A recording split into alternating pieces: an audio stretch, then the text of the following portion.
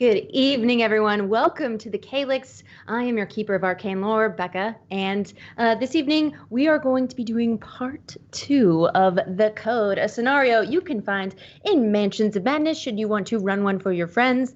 And special shout out to our incredible sponsor, Chaosium. If you want to pick up any Chaosium products, which of course you do, and you should, you're going to need the Keeper Rulebook, the Investigator Handbook, or you could just go simple, start with the starter set, which comes with like quick start rules, as well as starter investigator sheets and 3 awesome scenarios, including a solo scenario. Well, you're going to need to go to chaosium.com and type in Calyx 2021 at checkout. Then you'll get 10% off. We'll get love. Even if you used our previous code, which was the Calyx, which doesn't work anymore, but you can use this one now because they're one-time codes and you're going to want to use it. Hello to everybody who is watching live, and hello to everyone who's watching in the future.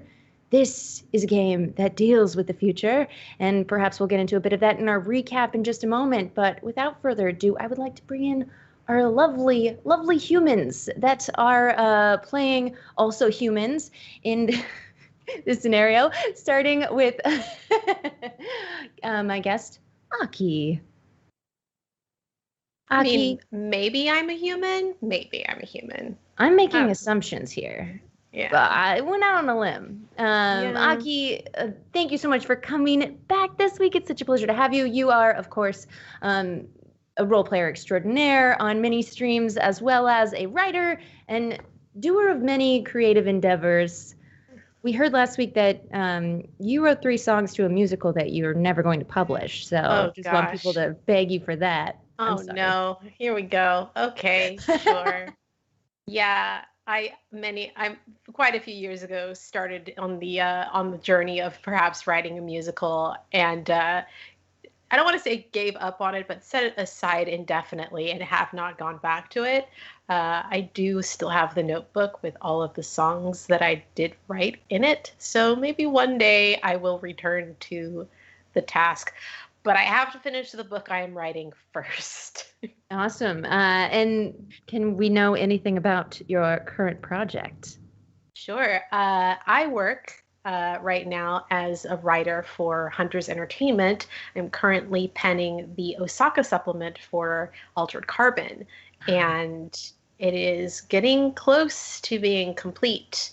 And I'm really excited for some of the stuff that we have planned that I have been working on because it's wild. That's so cool. Well, now I just want to interview you all night. And people should probably know that you know quite a bit about Japan because you lived there for many years. Yes, I lived there for in total 19 years of my life, but more recently 12. I lived there as a child and then returned after university, and yeah, I was there for a very long time. That place is basically my second home.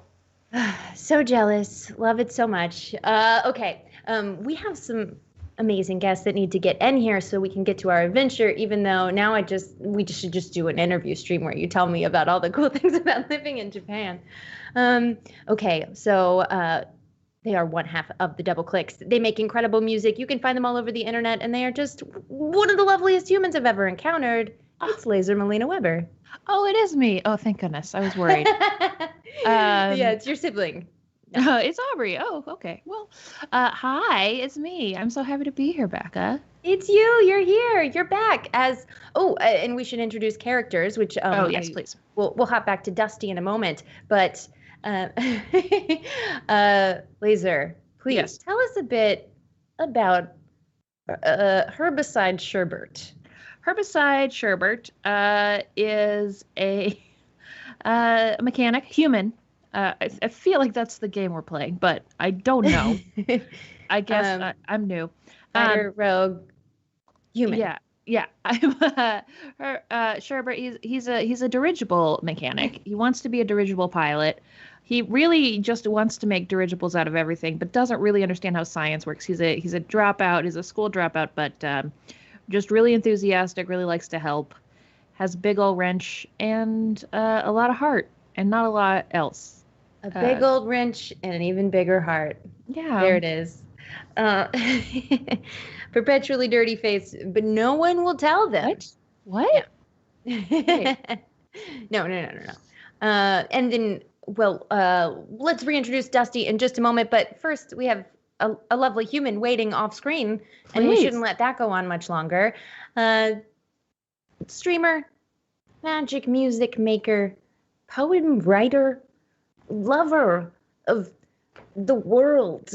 I'm really now. It's Jessa. It's Jessa Day. Hello, everybody. How are you? Hi, Jessa. Thank you for coming back. Thank you for bringing back the touched parapsychologist. That's right. Daisy Delaney, here and accounted for. Yes, a bit of the Irish in her. And a bit of the spooks in this house that we're about to hop back into. Anything else the people should know about Daisy? I think you'll learn a lot just from watching her. She's pretty unassuming, but she can be cutthroat and get right to the answers that she wants. Very observant as a parapsychologist, very into physics, but is very open-minded to the fact that there might be more that cannot be measured on this plane of existence. It's going to be fun. And so you might find tonight.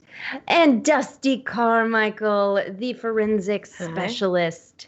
That is indeed me, the kind of opposite-ish to Daisy, where I am a little bit more of a literalist when it comes to science, more of a I will believe what I can see and what I can prove, which means this house is doing my head in a little bit.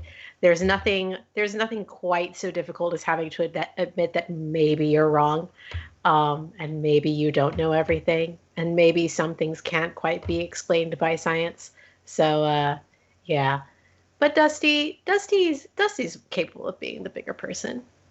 I mean, everything can be explained by science, right? Magic is just science that we haven't explained yet. I'm not entirely sure anything can be explained by science. I've never found that to be the case. So, is this Laser? Is this Herbie? What? Amen. Okay. Well, let's give people a quick recap of what you encountered last week. So the three of you are connected to a professor at Miskatonic University, Dr. Kenneth Connolly. And Dr. Kenneth retired 5 years ago from the university in order to retire to his family estate and work on some strange project that he was very secretive about, didn't tell anybody any more details. And you were hinted at, you knew he had a great love of physics, and that is what he taught for so many years. You respected him, and Dusty saw him around the touring circuit, the speech-giving circuit, as those in the know about experts in their field do. And of course, Daisy was a prize student, was a prodigy of sorts, jumped ahead of their time, was in university at the age of 14, and the professor took a special liking, not in a weird way, just in a like, wow, you're super smart. I think you would understand that I have a unique view of the universe, and I think things can be manipulated that maybe other people in the world do not.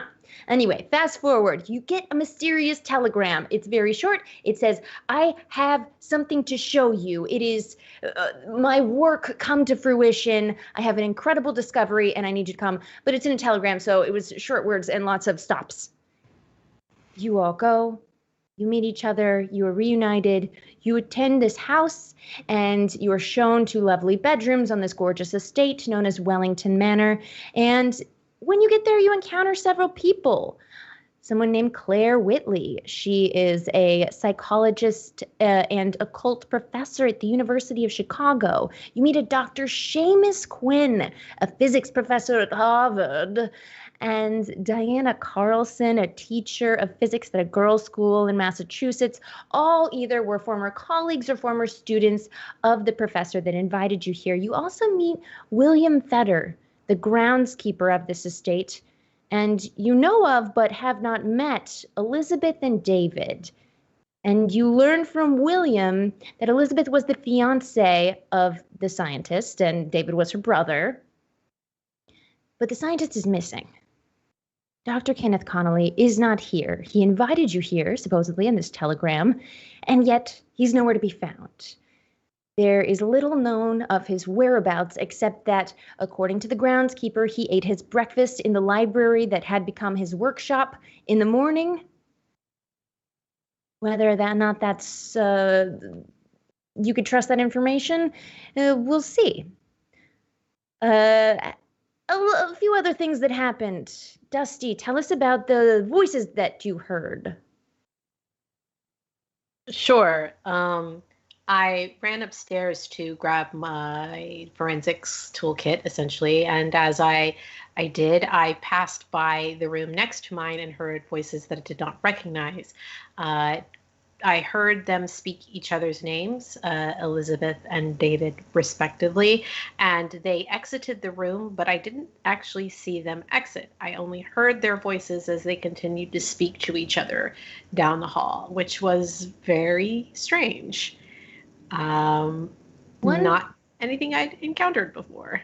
Quick interjection. I think that you didn't hear, but you heard the man's name was Kenneth in that. Kenneth, I apologize, yes. So it was the professor's voice and Elizabeth's voice, correct?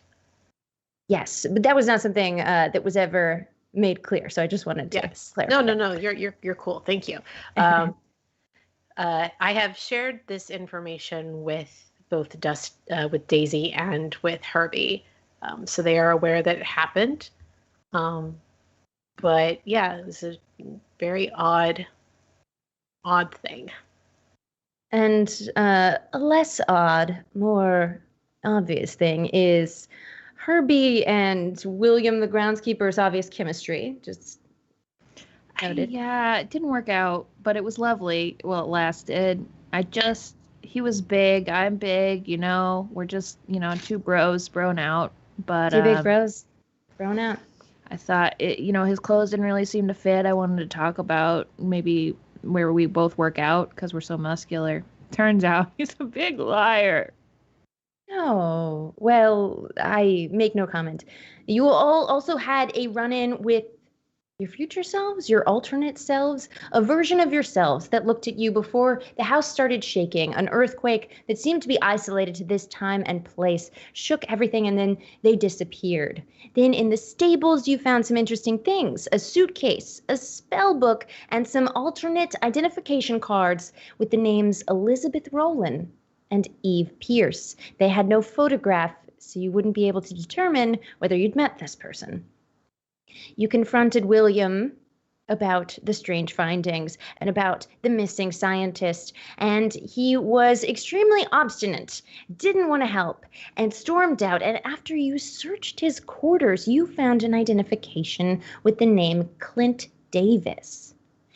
You also fought with some green armored reptilian beings that definitely outpowered you, and Dusty fainted with a stun stick that these weird futuristic reptilian insectoid beings shocked them with before they disappeared into a portal.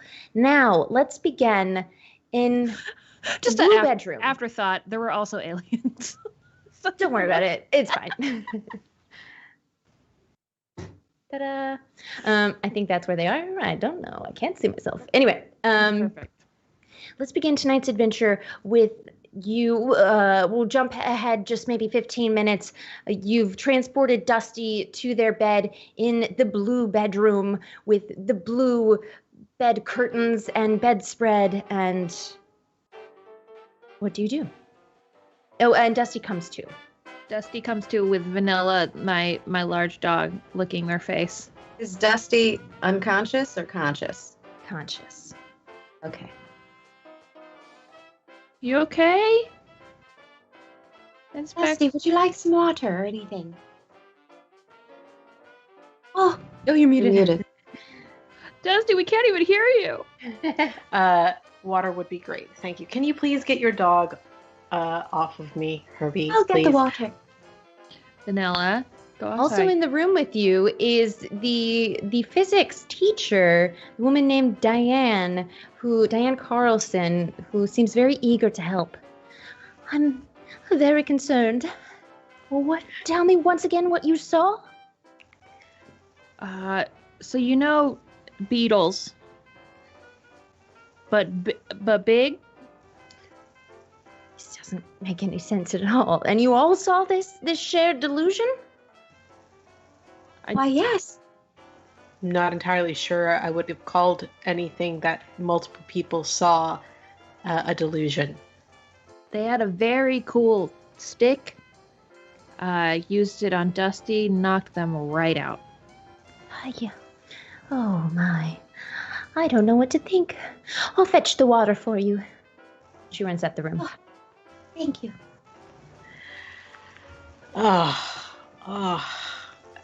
Is my gun okay? Tell me you got my gun. Yeah. Here you go. Yeah, you can have the gun. They put it in their side holster. Are there have any kind of medication in your belongings to help with the pain? I don't usually carry meds on me. I'm sure that if we looked in one of the medicine cabinets in our restrooms, maybe there'd be something. Sure. On the third floor, there is a bathroom for the 5 bedrooms up here. And yes, you definitely, in the medicine cabinet, Daisy, you find some painkillers behind the mirror. Daisy brings it over to Dusty. Sorry, excuse me a second. So mysterious. What a ghostly. Yeah, I thought someone was actually just in your room playing piano. It sounded really nice. I have this lamp that just goes off randomly with music, and I'm like, okay. Your lamp? Your lamp has a ghost in it. We all got ghosts. If you let's see, did Dusty lose any HP? You didn't tell me that they had. They got knocked out. So that's right. It was a stun weapon, and so you did not lose any HP. I just was checking in case past Becca did that, then we'd have a roll. Thank you. Are either of the two of you hurt? Are you okay? I'm all right. Okay. I'm just... Sometimes I look at the sky and I think about the War of the Worlds, and I think maybe there's somebody else out there, and maybe they found us? Do you know? So, Daisy, you were looking at the markings on the professor's papers and mentioned something about space and time? Yes. The glyphs were Remind me, Becca, what did I say? Of course. So as you were exploring the library, no worries, it's been a week. As you were exploring the library where there were gizmos and gadgets aplenty, who's its and what's its galore, there were tables full of odds and ends. You found a device that seemed to be the primary thing that the professor had been working on. You found notes with schematics of this device. It included a backpack, which Herbie determined had some sort of battery power source and some sort of electromagnetic field that it was putting off. It was connected with cables to a helmet, gloves, boots, and a belt. And it was also connected to a separate little suit that had just gloves and boots, no helmet. Then you found schematics, and you noticed in the schematics that it looked like there was something in one of the gloves that was sort of like an operating box, that like some sort of input box. And when you looked at the actual materials that were in the room, that box was not there. You also found on the item itself, there seemed to be Greek and Latin and Roman, all kinds of smorgasbord of symbols that all related to space and time in a sort of occult sense. And that was your occult that allowed Daisy to remember that. Also, as you look through the notes, you noticed all sort of strange phrases relating to temporal anomalies and the percentage of being able to increase the capacitor, the modifications for the dampener of temporal shifts, and the gravity dampener maintaining a core polarity. Nonsense to many of you, unless someone would like to roll for a harder extreme education. I'd love to do that. Yeah.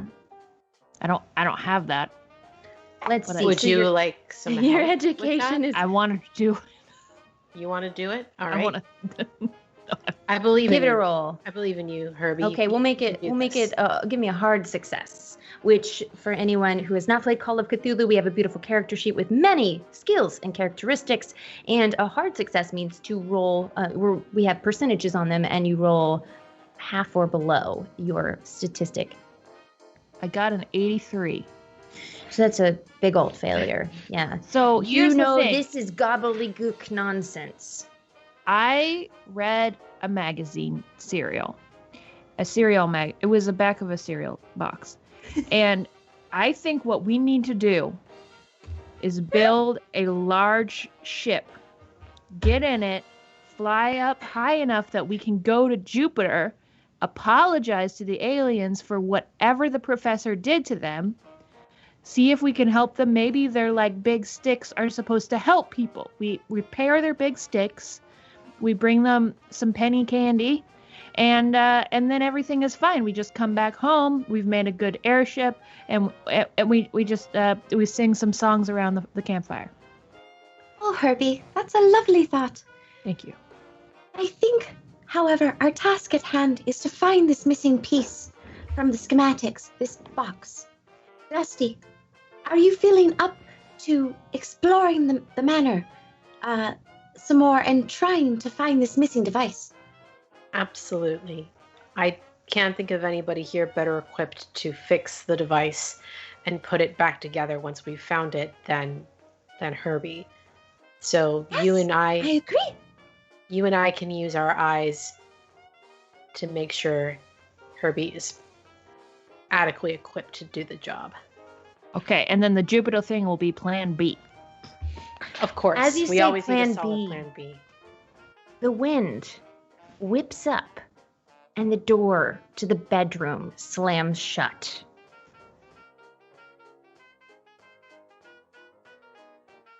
All right, I'm gonna go. Sorry, that was pretty weird. I'm gonna go open the door.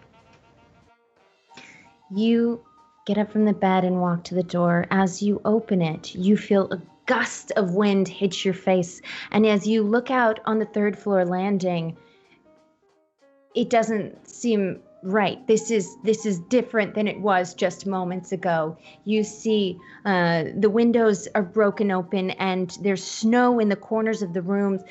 Leaves are blowing through the air around you. What do you see? What's Different going on? out here. It's different. What? Different out here. Snowy, and the inside. Snowy inside. What do you mean? Daisy goes to where Herbie's at to get a view of everything. Dusty limps over as well. It's What? that happened too fast, right? This is strange. It's definitely not the season for snow. Are you still in the bedroom or do you step out into the hallway? I'll step into the hallway. I will as well. And Daisy will follow. The door slams behind you with an icy gust blowing from behind you. It doesn't make any logical sense. There is no path for air from behind you. And then to your left, you see up the servant stairs something, a beast, growling as it walks towards you predatorily. A gray wolf stares at you across the landing. And as it snarls, you see a flash of teeth. Oh dear. I'm gonna get out my big old wrench and stand in front of my smaller friends. Okay. Who are you? I think it's just a wolf. Seems very aggressive. I want to hit it. Is it? Okay. It's approaching us, Becca? It starts running at you full speed. Okay, cool. Hit it like a baseball. Guns out. Pew pew. And let's see. I'm checking out your dexterity here. Daisy, what is your dexterity? Just overall, not a roll. 60. 60. Okay. And this thing comes at you too fast to be believed. You were staring right at it, and yet it still runs and leaps, covering 15 feet in a single jump, and it's going to bite at you. Daisy would like to draw her dagger, which she keeps concealed on her thigh, under her skirt. All right, you can draw the dagger. Let's see. The wolf lands a bit short. It's about 5 feet in front of Herbie, who's standing in front of the group. And Dusty and Daisy both have the same dexterity. So we'll give you the opportunity to go first, except that this was initiated by Herbie saying that they were swinging the wrench, or he was swinging the wrench. So let's let Herbie act first, standing in front here with the wrench. Give me a swing of that thing with your fighting brawl. Don't worry about it. I wouldn't get too stressed. Hold on. Yep, no, that was like a 90. You whiffed the air in front of you. Yeah. Was it above a 95?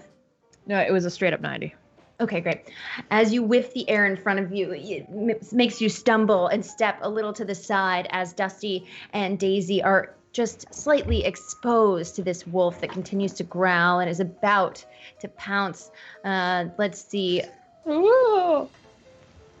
Who would like to act next? Daisy, you were starting to describe what you're doing, so go right ahead. Daisy would like to step in front of Herbie with her dagger drawn and go for the wolf's neck. Ooh, going to slice the neck. Okay, give me a fighting brawl roll with that dagger. Cut the deck.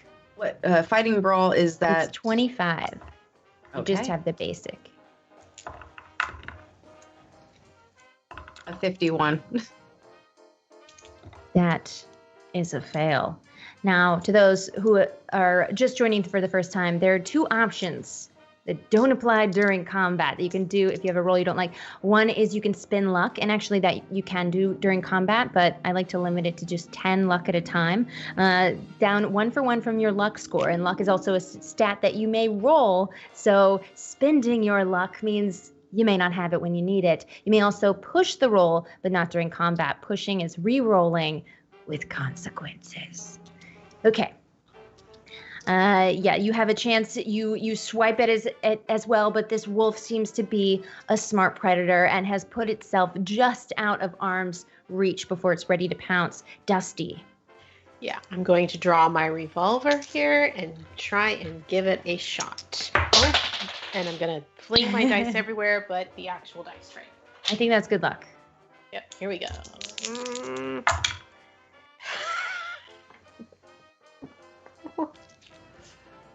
So. I rolled a 98. Wolf scary. Wolf scary. Oh, that's such a bad roll.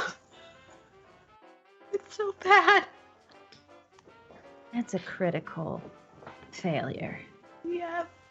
Yeah. Well. Your gun misfires. And it's going to cause gunpowder to splatter back onto your hand, causing 1 HP damage. Oof. You hate to see it. And you drop the gun to the floor. Ow! Now, the wolf gets an opportunity to jump at I believe that would be Daisy with teeth bared.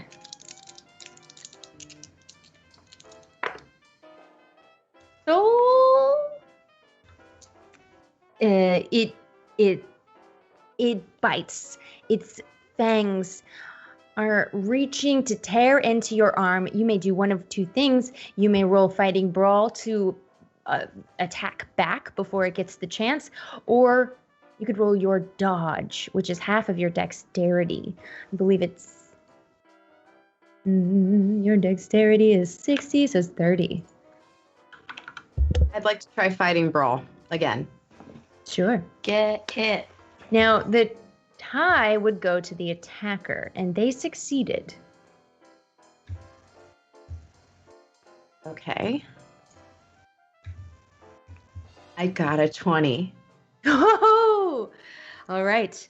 Yes, describe to me the way as it's coming, it's in the air, its teeth are bared, and it's going lunging for your arm. What do you do? So Daisy takes the dagger and aims it right at the open mouth. And it's a pretty big dagger.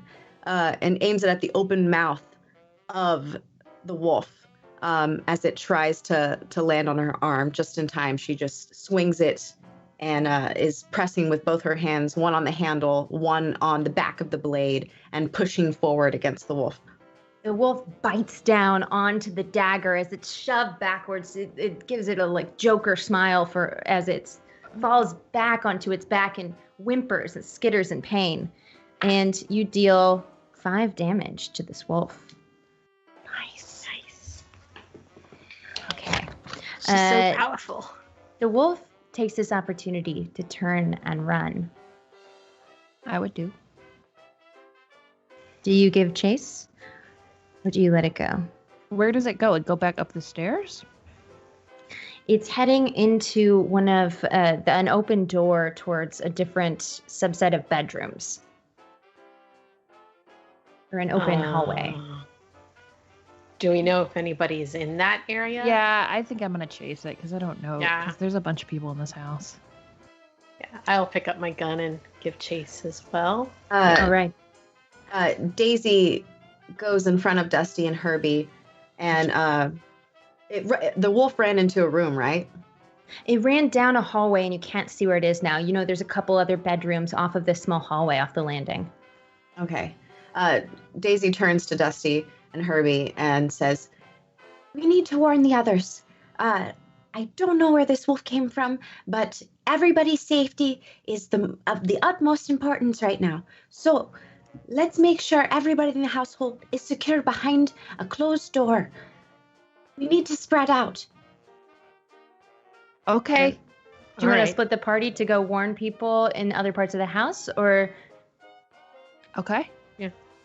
So Herbie and I will chase after the wolf, and you can go. I'll go and warn downstairs. the others. Okay. All right. Solid Daisy plan. takes off speeding down the spiral staircase in the center of the house as Dusty and Herbie turn Pick this up my corner. gun. Pick up my gun. Retrieve. the gun. Hypothetically, very good fighters. Not been proven yet, but we have weapons. Who's going first? I'll go first. Yeah. Okay.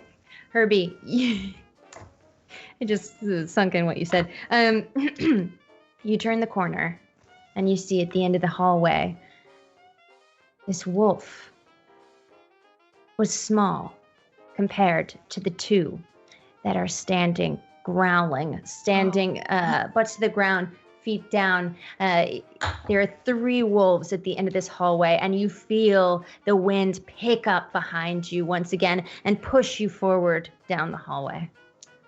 This is fine. This is all fine. There's 3 of them. I see that, Herbie. Hit Telling them. you, just letting Okay.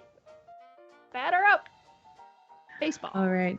They are all starting to stalk towards you, but it took them a moment to turn around. And Herbie, go I ahead do and have swing a your wrench. question. Like, if Sure. you were to turn around and try to push back against this wind, how successful would we be in getting Ooh. away? You felt a gust that made you step forward, but it let up momentarily, right after. Do we want to take 3 wolves, or do we want to run? Is actually the question here. But I mean, it's a good question. Yeah. I I don't know. I don't know. They're stalking towards you. And the one that I'm that gonna was hit injured. him. Yeah, go for Blood it. dripping from the mouth. Okay. Give me a roll for fighting. I got a 43. I don't think I ever decided to get a skill in my wrench, so I don't think it's going to work. But I believe 25. in myself as a person. You once again, you take the wrench above your head and you slam it down just beside the wolf's head. As the wolf gets a chance to come for you. My friends. Oh no. It snaps in your direction as the two wolves behind it start to come closer, but it does flinch back momentarily at the swing of your wrench. Dusty. All right, I'm going to attempt to, instead of shooting it, I think I'm going to try to bash it over the head with the butt of my gun instead. Okay. Give me a fighting brawl. All right, we'll see how this goes. Oh, no one has any fighting brawl skill. Yeah, no, it was a 55. It was a failure, but at least it wasn't a 98. So, you try to smash it with the butt of your gun, and as you knock into its head, it just moves its wolf. It just agilely moves with your swipe and seems to have not felt the blow at all. And now maybe we should run now. I think that's not a bad idea. Okay. The young child isn't here to save us from the wolves. I think we should get out of here. The wolves are slowly stalking towards you, but you see their feet preparing to do a leap. Do you turn and run? Yes, Oh, please. yeah. Okay, give me a dexterity roll, each of you. Okay.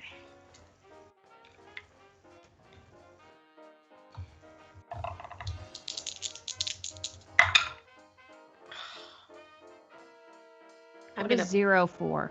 Is that 104? No, that's just a 4. That's Okay. an extreme success. Are we still in combat? Is this an opportunity where I would be able to push, or do I have to take what I rolled? You're in combat. You're fleeing from just combat. wanted to make sure. Cool. All right. I rolled an 81. All right. Really, Then doing really well over here. the largest of the three wolves takes a lunge and grabs Dusty's ankle, sinking teeth into it, and is going to do, oh my goodness.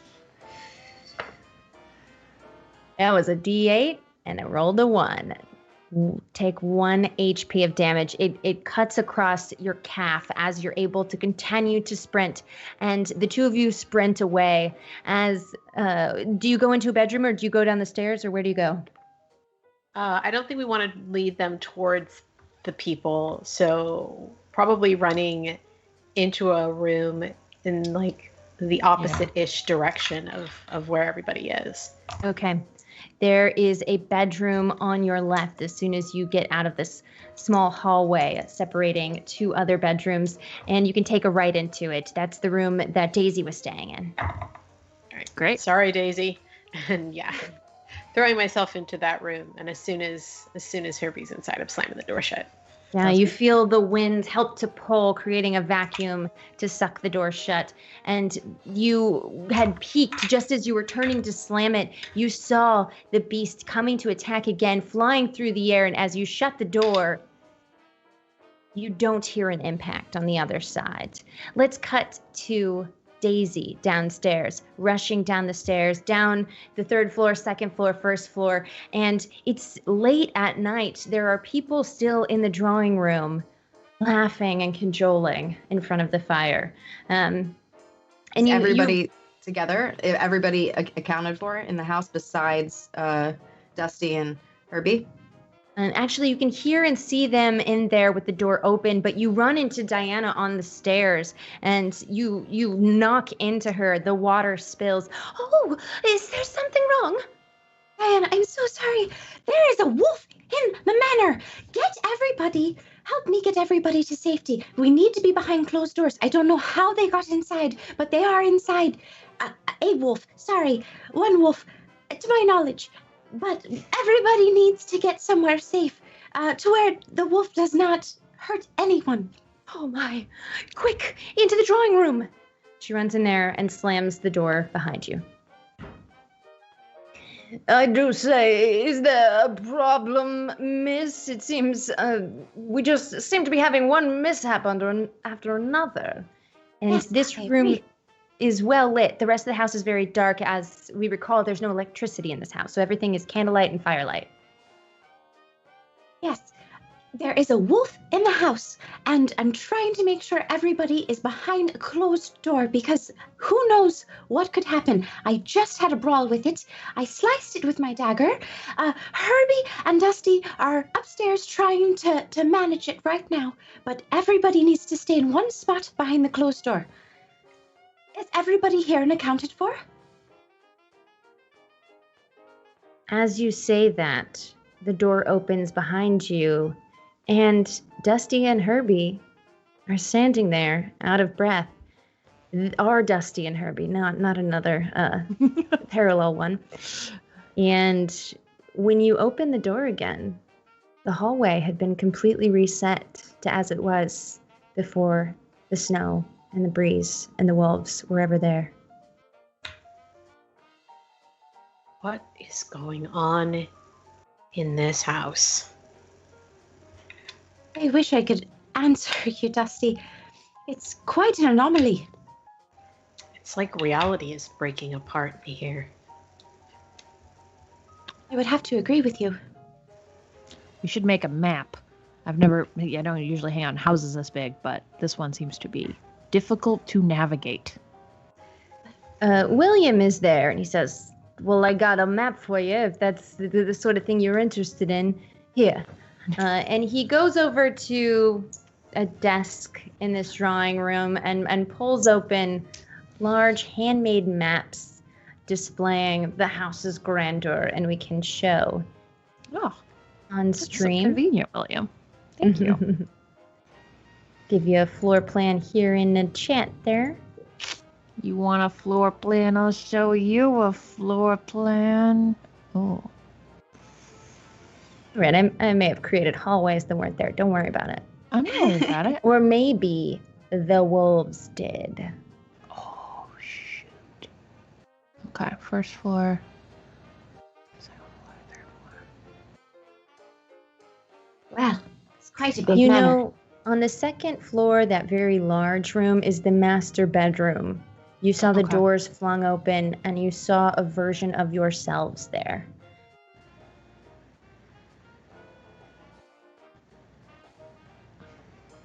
Well, it goes without saying. I still think I'm glad you're both safe and you're both okay. You're both okay, right? Dusty had an ankle issue. Yeah, the damn wolf got me. Oh no. William, please get the first aid kit. We need to help Dusty. What happened to the wolf? Well, the wolf became wolves. There were 3 of them. And then we ran into a room and it became this room, which is weird because I don't remember going downstairs. But as we all know, the mysteries of the vertical plane are still unknown. Well, the mission is as said before. Let's get Dusty wrapped up and A-okay, and then we all need to start exploring the manor and trying to find. And Daisy leans in That box. to make sure that only Dusty and Herbie hear her. Herbie put his points into first aid that he didn't put into anything useful. And would like to help his friends now. Okay, so William hears you ask for the first aid kit, and he goes up to the kitchen to grab it. As you're speaking about finding things in the house, you see Claire, the tall, dark-haired, lanky woman, sitting in a far corner of the drawing room with a drink in her hand, and her hands poised on either side of an armchair. She seems to be watching very closely. It seems like she's trying to hear what you've just whispered. And Herbie, give a roll for first aid as Dusty leans back on a couch and props up their leg. Do it. 47, that's a success. Nice. All right. So first aid will heal 1 HP. Awesome. Yay! Yay! Thank you, Herbie. Is Daisy hurt also? Okay. Thanks, no, Herbie. Dusty got twice by the gun backfiring. That helped a lot. I appreciate it. Thank you. Perfect. The Daisy woman Claire would like to go over to. Is it Claire? Mm-hmm. Claire's the lady that was right with the braids. There's the young woman. They all seem to have been invited in the same way you were. There's the young woman with red hair, braids, glasses. That's Diana. She was helping you. She brought the water. And then there is Claire, the psychology and occultist. The one that my dog was chasing. Yeah, the one that Vanilla didn't like. That's right. Okay. To the woman in the corner. That's Claire. Claire, right. Daisy, wasn't it? Yes. Can I fix you a cocktail?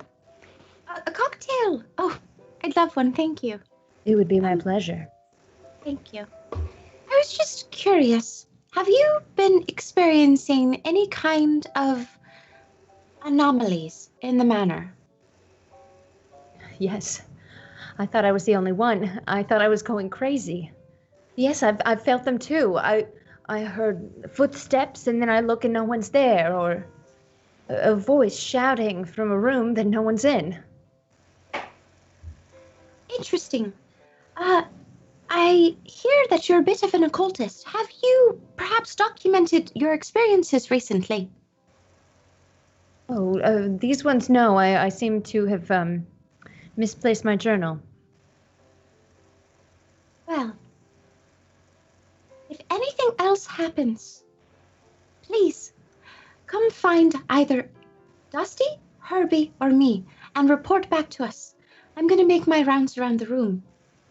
And Daisy goes to the next person in the drawing room and continues on asking for any kind of information about any happenstances or anomalies that seem out of the ordinary.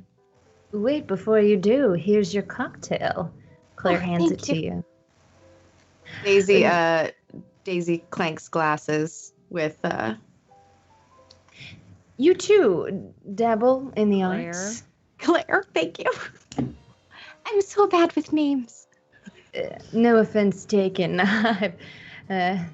Especially difficult what is when in a people don't use name? But a rose with any other name would smell as sweet. Right. I know there's many names that I've wanted to try on for size now and then. Yes, Kenneth Connolly has many associates and friends. It's hard to keep up sometimes. It is. Yes, but some were closer than others. Were you particularly close with the professor? Well, I knew him when I was quite young. I wrote a paper in which he was very fond of, so much so that he decided to ask me to present it at an event. And But had you heard from him lately? I'm just trying to get a hold on who may have been speaking with him about these discoveries. I've looked over everything in the library, and it doesn't seem to make any sense to me. the same. I'm still trying to figure out exactly what happened to him and what it was exactly that he was making. But I feel that these anomalies that we're experiencing have something to do with it. As do I. As do I. Give a psychology check, if you would. All right.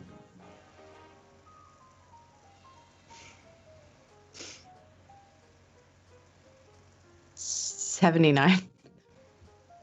That is a failure. Yes, all right, you move on to the next person in the drawing room. The Miss, yes, you, I remember seeing around the university. It's Dr. Seamus Quinn, another associate, and he makes small talk with you. What are Dusty and Herbie up to? Daisy would like to, look at them both and, beckon them over after Dusty has had their leg bandaged to have them be a part of this. Sure. Really I'll nice join. Band-Aid. It's got a dirigible print on it. It's lovely, Herbie. You look beautiful now. I love that I- you love dirigibles. Did I not look beautiful before? Is this... Oh, of course you did, Dusty. You always look beautiful. Thanks. Anyways. How can we help you? Well, and Daisy whispers to them, We're going around and making our way around the drawing room to see who has had the same similar experiences as we are, or anything out of the norm. Sounds like a good plan. Dusty, give me an intelligence roll. Sure. I can do that. I'm pretty good at those, they say, as they've been rolling terribly all evening. I'm going to push this roll, because that's just garbaggio. Garbaggio. 8. Amazing. So that is actually like a super, super success for me. Yeah, an extreme success. Extreme success. As Dusty shakes off the injury, the reptilian creatures, all the events that have happened in between earlier this evening and now, they remember beneath the hay, they found a journal to which only the last entry was read, a journal belonging to the doctor, Dr. Kenneth Connolly. Yep. I think they pull it out of their pocket and kind of like wave it like kind of subtly at Daisy. Actually, I think that I might take a look through this while you question them, if that's okay. Get off the angle for a few minutes and see if I can't discern some of what might have been going on. I'll see if anybody needs anything fixed. You're more than welcome to ask Actually- around. As you hold up the journal and wave it, Like Claire very subtly, trying not to catches drop your eye as she succeeded in spot hidden. Of course. And slithers over to you, sits beside you on the Slithers. couch. who is this? What is this you have here? It's the tall, lanky woman with dark hair, Claire, that you were just Wow. speaking to. You found Just- something. I did. Something that I think may or may not be important, but I don't know yet. Well, please, are you sure? That seems private. You would just go through someone's personal journal like that? I mean, what if the doctor turns up? If the doctor turns up and is upset with me, I'm willing to take the consequences of that. Unfortunately, right now, he is missing, and it's better that we go through this than have strangers who didn't know him going through it. Fair enough. All right, then. As you open it up, you find many pages. The first is dated May 5th. It's my sister's birthday. Oh, well, then you should read it. Can you see? I can see it, and I can read it. Do you want me to read it aloud? Yes, please. May 5th, 1924. Just moved into the old house with Elizabeth. Still have some unpacking to do, but it's great to be back. I had some wonderful summers here. I'm excited to start construction of the device with Elizabeth. She's truly brilliant. I love her so much. May 15th. Elizabeth has had some amazing insights into our work. She said that she gets them through a special ritual, a meditation, she calls it, and she persuaded me to do it with her. Now, something has happened. I've seen something. No, I've seen many things. Elizabeth's occult studies, they've given me a new way of thinking. I don't know how to describe it. The beginning, I touched something. A mind? A being? A concept? I don't understand it. She called it Yog-Sothoth, though that is only one way of looking at it. I need time to think. There was a second page here. May 16th. After a good night's sleep, it's clicked. I understand. We were going about this all wrong. I can't work fast enough. May 30th. I love Lizzie so. We were laughing so hard this afternoon. I'm so lucky to have her.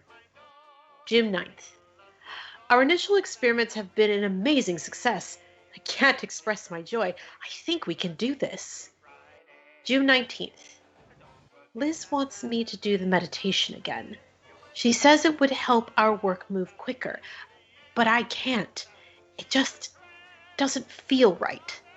Frankly, I'm scared. We're working through snags. We're coming up with solutions. I just don't feel like I need to do it again. Wonder how often she's done these meditations. And just then you look up, there's more journal, but you see everyone staring at you all around the drawing room. Were you reading aloud or to yourself? I think I probably, since she was there and there was really not going to be much hiding this from her, I was at least reading to Claire. So it's possible that like Dusty gets more animated as they read and they kind of like taking on the excitement that they can like kind of feel coming from the page. So It seems that he loved this Claire woman very much. Elizabeth. Elizabeth, yeah. I meant to say Elizabeth. Sorry. That was not in character. Okay, I was gonna say that's a really easy way to fix this. All right. As you continue to read on, should we popcorn around a bit? I wanna see if anybody needs anything fixed. What is it? Just Seamus? Oh, it's Seamus, Diana, and Claire in the room. Yeah. Yeah. William had gone to bring the first aid kit, and then he left the room again, saying he had to tend to something. Okay. Cool. And Claire's engaged at the moment. Mm-hmm.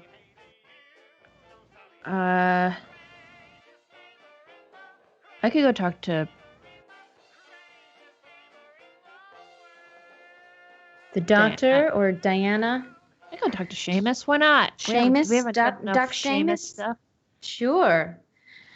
I do tell you, I don't understand much of what's going on here. I found much of Kenneth Slater work just ludicrous. Oh, but he's more British. Yeah, I also don't understand what's going on here, and in that way we are similar. Do you find anything? We're trying to fix some stuff, maybe mechanical. Yes, I saw. There seems to be some missing device, missing part of his device. I don't think it will work, even if you find its missing pieces. It's fun to put puzzles together, though. Well, I can agree with that. Certainly. Have you investigated the entire house? We're working on it. We keep running into large creatures the wrong size and place. Understand. What? Right. The wolves. The wolves that disappeared. Yeah. Happens. How long have you been here? Well, I arrived just a few hours before you. Gotcha. Are you feeling vibes off of anybody here? Like, what if somebody here is the person who made the professor disappear? Let's see.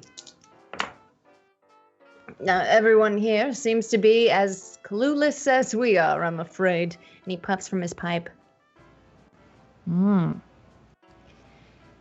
Yeah. You have anything that needs fixed? Well, what did you... nothing comes to mind. You're a fixer of things?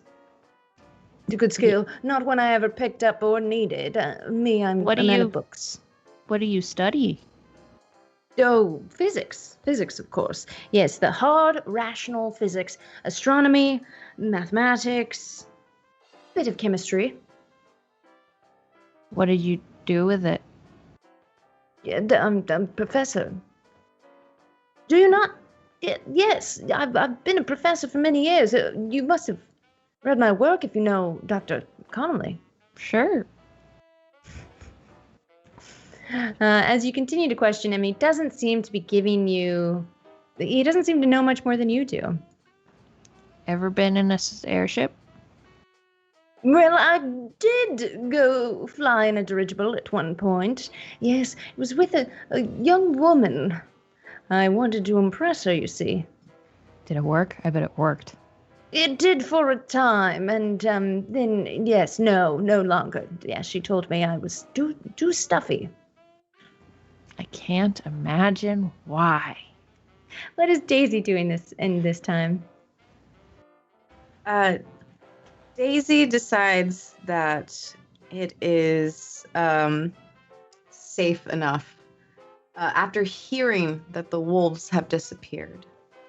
She decides she wants to slip out of the drawing room and head to outside where the cars are.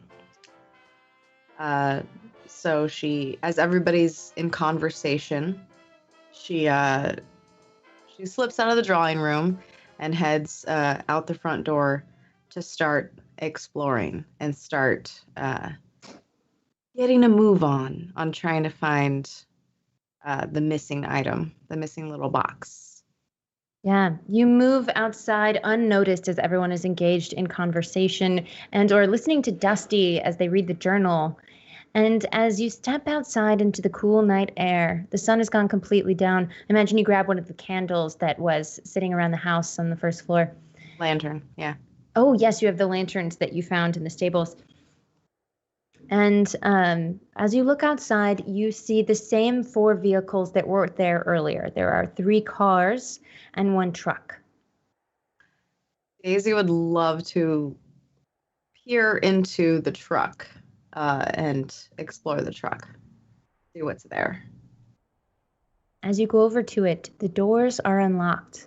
And as you search through, you find a plaid work shirt with holes on the elbows. You find a pair of beat up black slacks.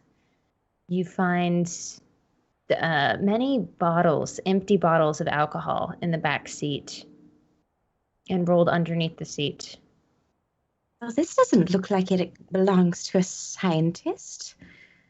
I wonder whose vehicle this could be. Can Daisy explore the bed of the truck? As you peek onto the bed of the truck, it's empty. There's nothing in it. Give me a spot hidden. Okay. 25. Do you want to spend 3 luck to make it a hard success? Spot hidden is 45. Let's see. Yeah, sure. Let's do it. 3 luck. Mm-hmm. Okay. As you hold the lantern closely back and forth over the bed of the truck looking for anything, you see dried red and brown stripes as if something was smeared against the edge of the bed of the truck. Does it look like blood? It does. Oh dear. Something horrible has happened. In the back of this vehicle. Daisy backs away and decides to continue looking at the other vehicles. All right. The other 2 vehicles, with your successful spot hidden, you notice they're open, not locked, but one of them seems that the handle was broken. You notice one is very neat and has a hair sash and a pair of shoes that look feminine. And in the next car, just a plain black, old style car. There's not much, but a little bit of pipe tobacco on the floorboard. The final car you recognize as one that the old professor had driven and parked at the university every day.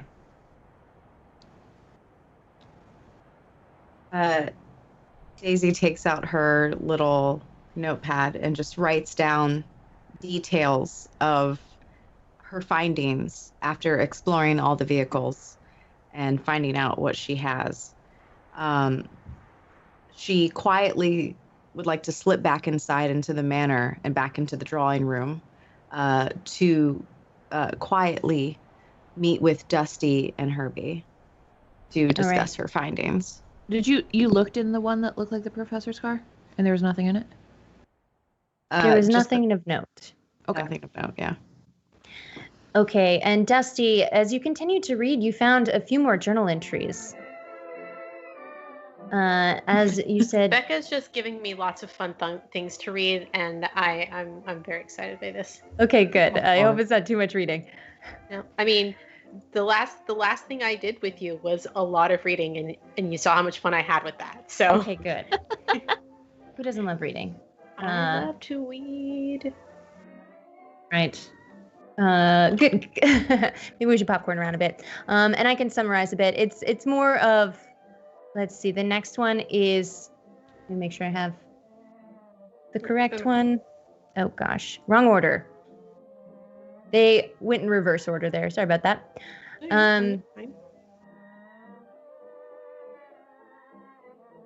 Son of a. Okay. The next one starts with July 29th. They had a major breakthrough. We've discovered the best way to temporally travel is through thought. I'll let you continue. That's so cool. I cannot see them. Oh no. I thought I put them. Oh, I didn't press send. So you don't know that they were in the wrong order at all. Here we go. There's one. Cool. Right. July 29th. Major breakthrough. We've discovered the best way to temporally travel is through thought. Today I was able to peer into the past. It was when the house was being built. Must have been 1830 or so. I saw workmen. It was so real. I should be able to move through space as well, but it's hard to get my mind around that. Lizzie suggested the meditation again, but I just can't bear the idea. We're making progress. We don't need it. October 5th. Things are moving slowly, but steadily. November 12th. We've had an unexpected visitor. Lizzie's brother, David, has come to stay. She's never mentioned him before. He's very charming, but a little strange. I guess Lizzie is too, in her own way.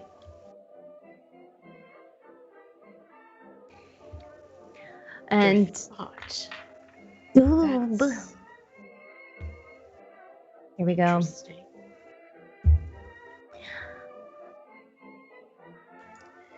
November 15th. David is going to be with us for a while. I don't like it. Our work can be quite dangerous, and I don't want him getting hurt. David seems to have no interest in what we're doing, and Lizzie says he prefers to keep his head in books. He doesn't strike me as the bookworm type, as big and fit as he is. But who am I to judge? Sure, it will be fine. January 3rd, 1925. Overheard a hushed argument between Lizzie and David. I don't know what it was about, but they seemed to be trying to keep it from me. Interesting. I think if... Oh. Yeah. What's Herbie thinking? Herbie's very bored of books. Loves reading. Reading's great. All this is gonna have to be explained to Herbie later. But if Daisy comes back, Herbie might say, like, should we go upstairs, look for the box again? Yeah. The two of you can take off up the stairs, maybe slipping out. Oh, what's Dusty up to? Dusty, before they leave, kind of like beckons Daisy over, and maybe takes a step aside so that Claire can't overhear, and says, "In the book, they mention the ability to travel through time using thoughts.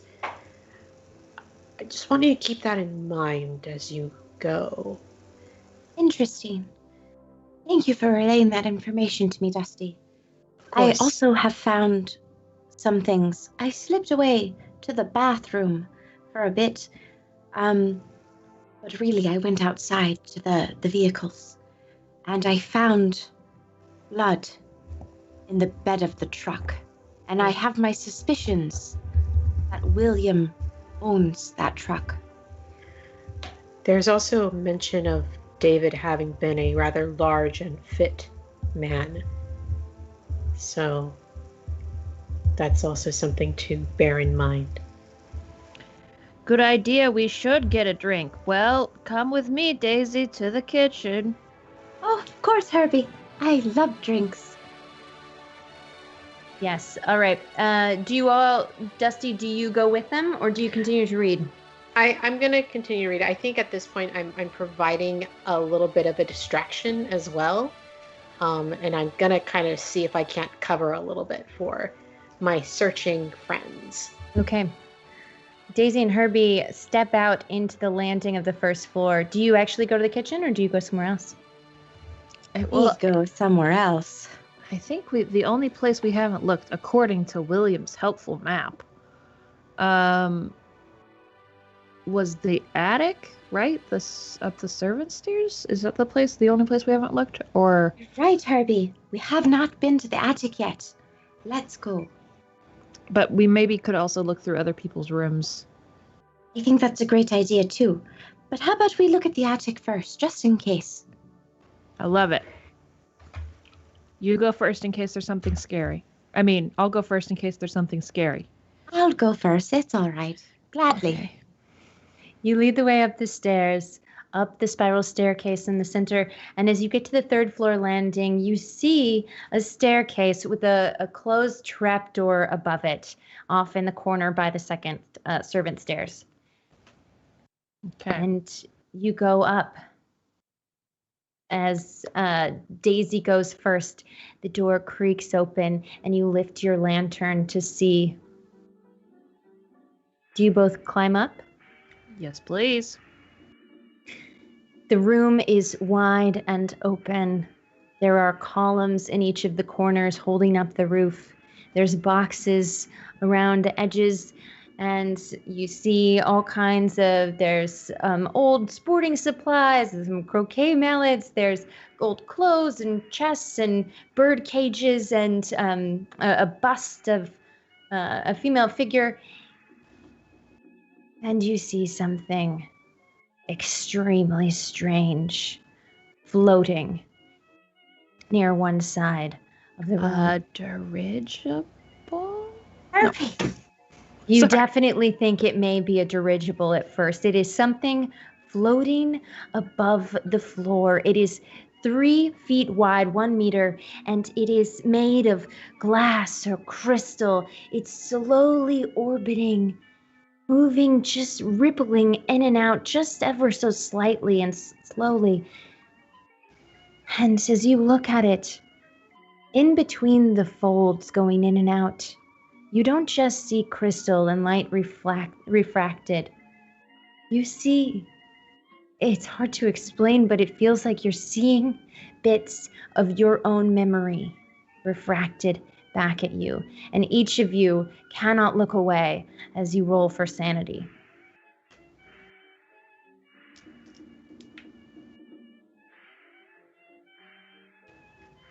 $88 out of 60. And a I've got 3? a 3. Okay. Daisy holds it together. Daisy thinks this thing is beautiful and mesmerizing, and Herbie thinks that what he thought was a dirigible is something far darker, something far more terrifying. As you look through it, you see not only your own soul, but the depths of the lack of anything. You see into other dimensions that exist only to cause pain. And you feel an intense pressure in your head as you lose 5 sanity. Now, my friend, if you lose 5 sanity in a single instance, you must roll for intelligence. And this is a roll you want to fail, because if you succeed, it means you understand too well what you're saying and can't shrug it off. And then you will go temporarily insane. I succeeded. Oh, great. You are going to go temporarily insane. Wait, hold on. I got it. No, wait. I failed. I got over the number, right? 80 out of 70. You succeeded in failing. Congratulations. Okay, good. That's yes, what you wanted to do. Okay, good. Oh, thank God. I rolled very high, like I always do. Well, in this one case, that is exactly what you want to happen. Oh, dumb as bricks. Beautiful, I mean. And as the two of you stand deciding what to do next with this fractal entity ahead of you, we cut back to the drawing room briefly as Dusty skips ahead just a bit just to read that last entry. The previous two are about Elizabeth and David continuing to fight and not wanting the device to get into the wrong hands. March 14th. Caught David snooping around the library. He says he was looking for a book, but can't trust him. There's just something I can't put my finger on. Wrote a letter to an old friend with the code, a safety measure. If this doesn't work out, if something goes wrong, I want someone to take what I've done and make something of it. Claire, as you lower the journal, is staring intently into your eyes. What do you make of that? Did you receive any sort of code? She seems desperate. I didn't have any correspondence with the doctor.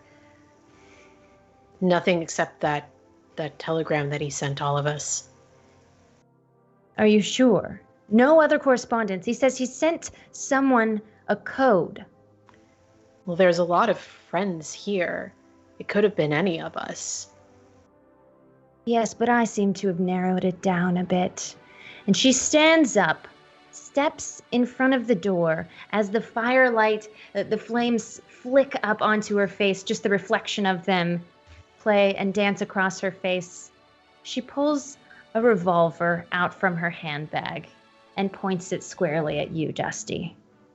Did he send you the code? Why do I get the feeling I'm not talking to Claire right now?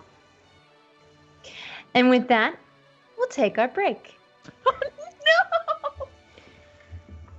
no! We'll be back in 10 minutes, everybody. Thank you so much for watching. If you're having fun, please make sure that you subscribe. There's lots more episodes that you can find on our YouTube channel, and use offer code Calyx 2021 if you want to pick up your own adventures from Chaosium. We'll be back in 10.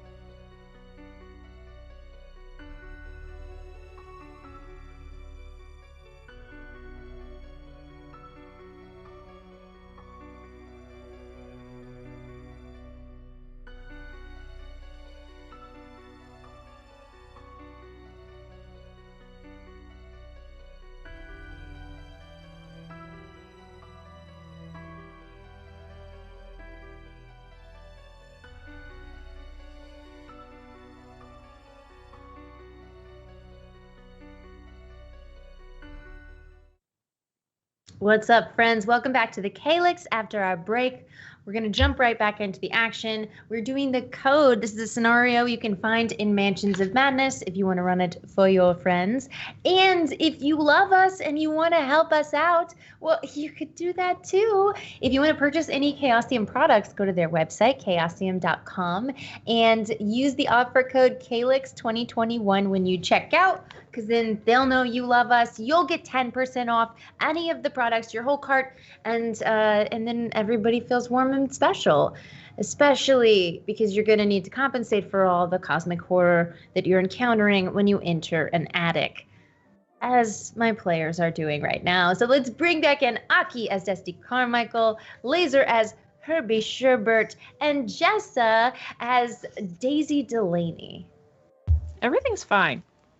You're only temporarily insane. It's okay. I got better, as they said.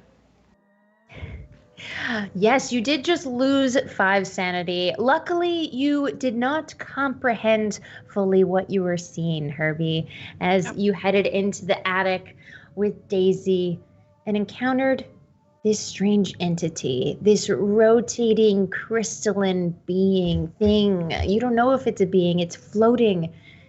All you can sense is that it's not of this world. And as you cry out, Herbie, and feel the pain within your brain starting to bring your mind to the brink, did you take the 5 sanity loss? I sure did. Excellent. What would the two of you like to do? Daisy, we just need to find that box. I just wish it were here. I just wish we could just think hard enough and it would just show up. Herbie, as much as I would love that, we need to keep our wits about us and try to keep looking. Are you doing okay? When I saw the object floating there in the attic... Is it still there? It's still there. As I looked upon that object floating in the attic, I saw wonders that I've never experienced before. But you didn't quite seem to see the same thing as I did. Are you okay? I don't know what I saw. Shield your eyes. Still currently seeing it, as it seems to be fluctuating and moving with Daisy's speech. It seems to be almost like vibrating and almost dancing to the sound of her voice. Daisy is entranced by this object and wants to take a closer look. Okay. Be careful. You step closer and you inspect the thing.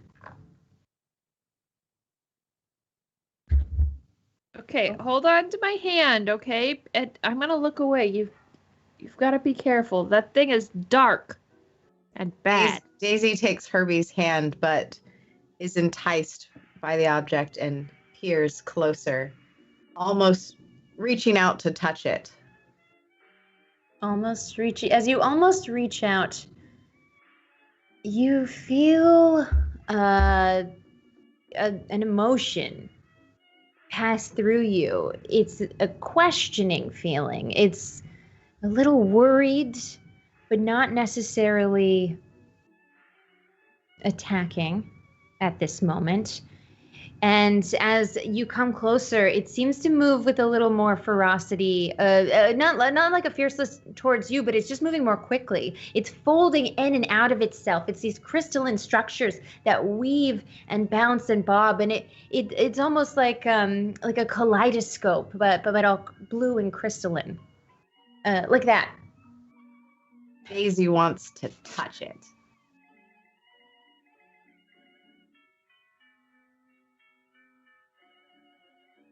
Okay. As you touch it, I need you to roll for Constitution. Okay. I need you to roll an extreme success. 40 out of 50.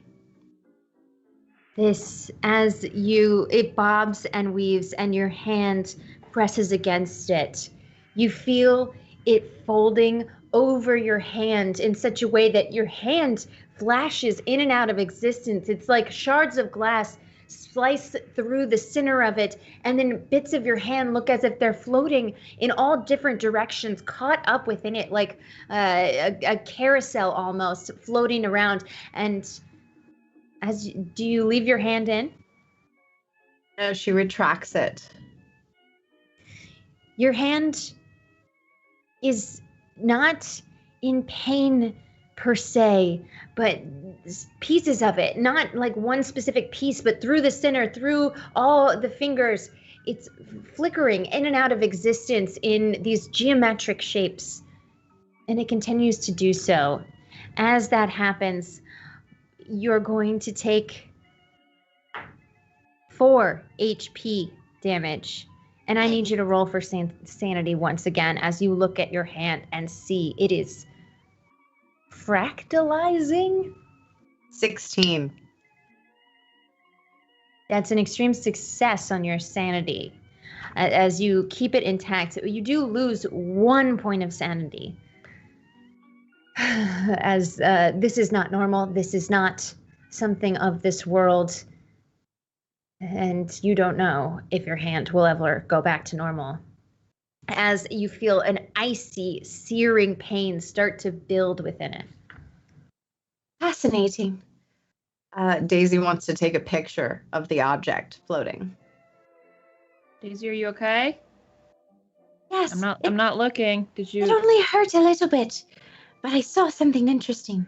I'm going to take a picture. Okay. The thing is continuing to move very quickly, and it seems to have floated a little bit closer to the wall opposite you, as if it's moving away just slightly and moving faster and faster. Yeah, you can pull out your camera and take a photo. Daisy does so.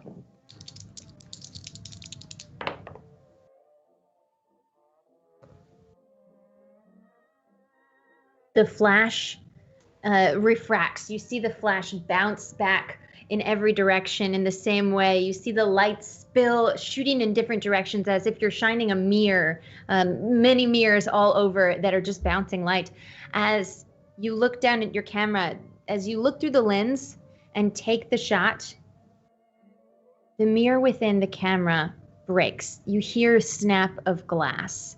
And as you turn it around and look at the lens, you see shatter lines within it. Oh no! Herbie, my camera broke. Oh no, Daisy, I'm sorry.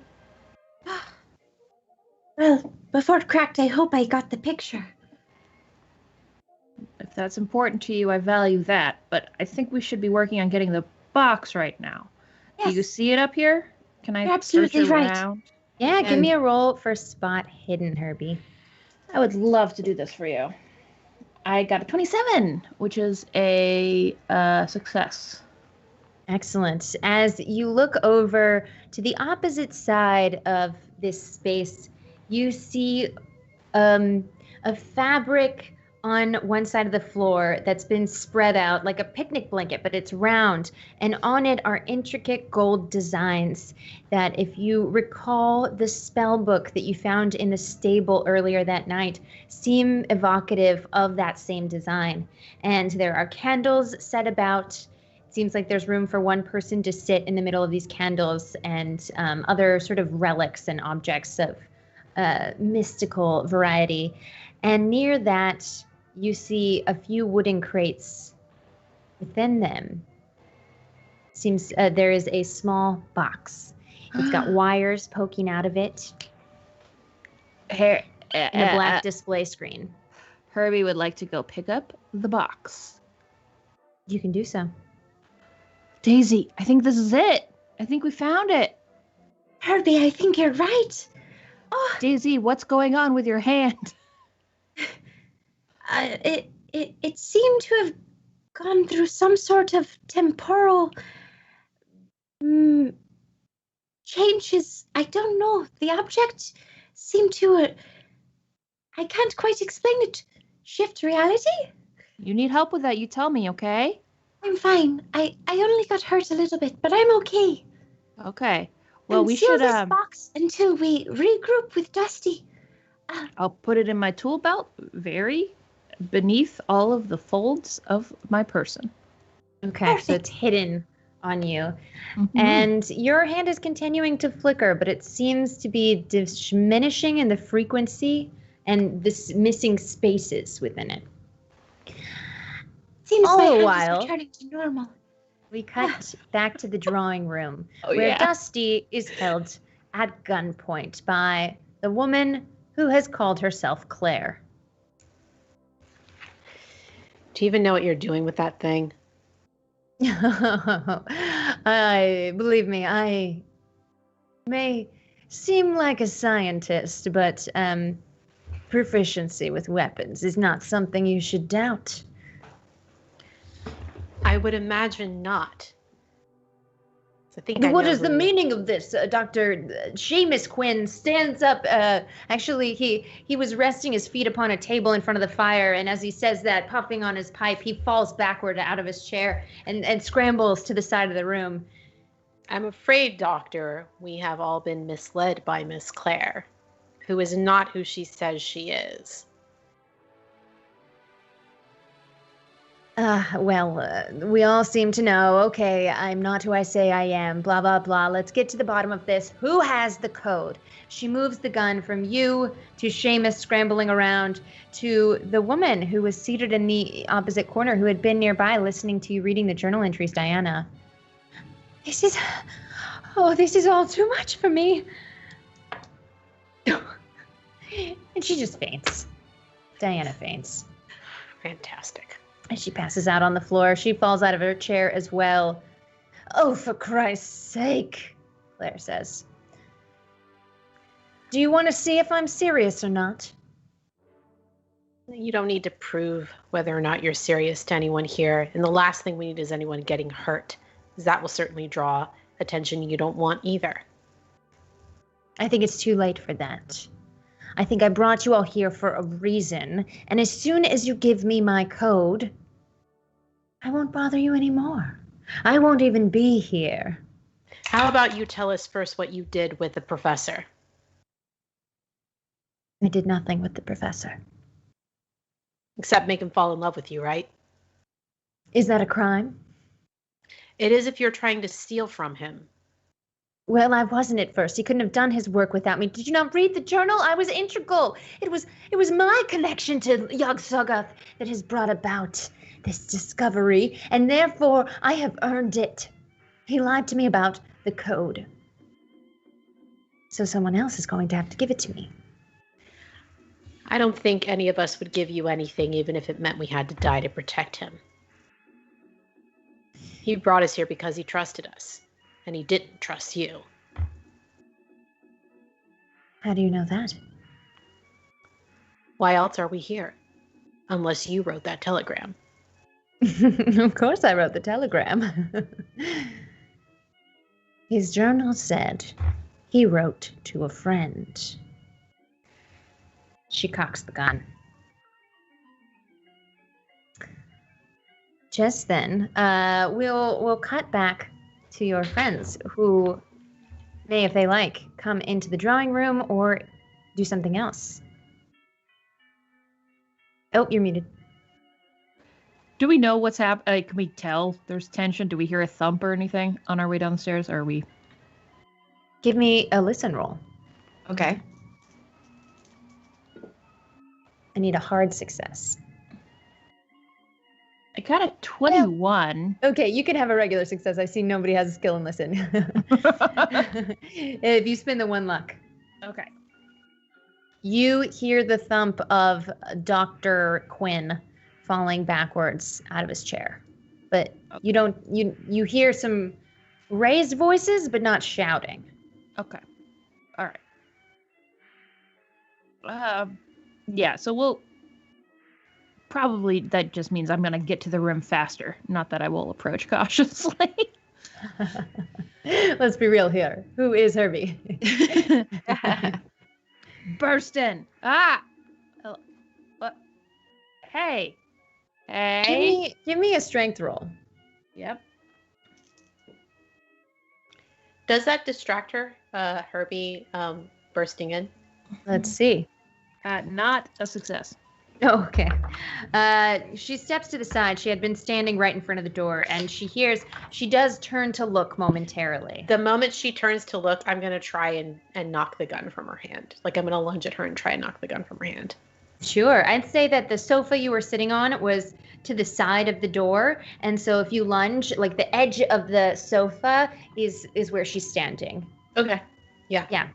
Give me you're going to lunge for her. Mm-hmm. Let's make that dexterity. Great. Let's see how this goes. I think it's going to be a hard success because she is holding a gun. Oh. What'd you get? I got a 59. I wonder if I should try and push it. I feel like this is an important enough roll that I should try and push it. And I got worse. Not so fast, but I'm impressed by your gusto. Come in. And she uses her gun to step a few feet back and usher you into the room. Close the door.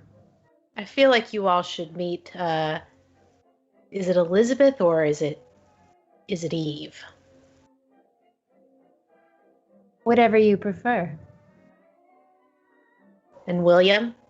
I'm guessing that's your precious David? Or Clint, actually? As you could tell, as you said the name Eve, she sort of had like a look changed that you know from working with people that she seems to be responding to that one more. And she says nothing when you say David.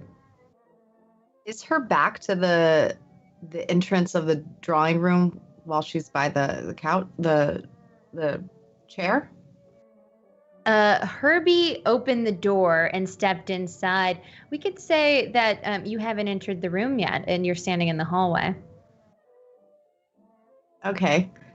Daisy would like to quietly and unassumingly slip into the room and hide. She's looking at you. Oh, she can see me? She can see Daisy? Okay. Well, go ahead and... well, Daisy is standing outside the threshold of the door. Mm-hmm.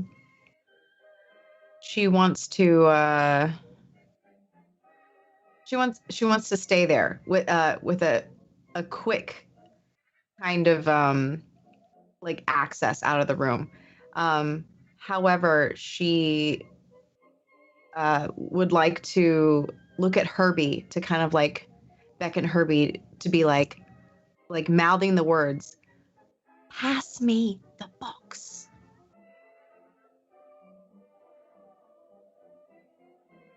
Okay.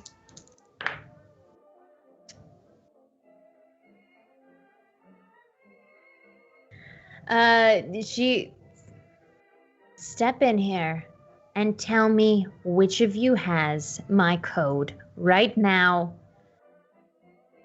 Please. And then she turns to Dr. Quinn and fires.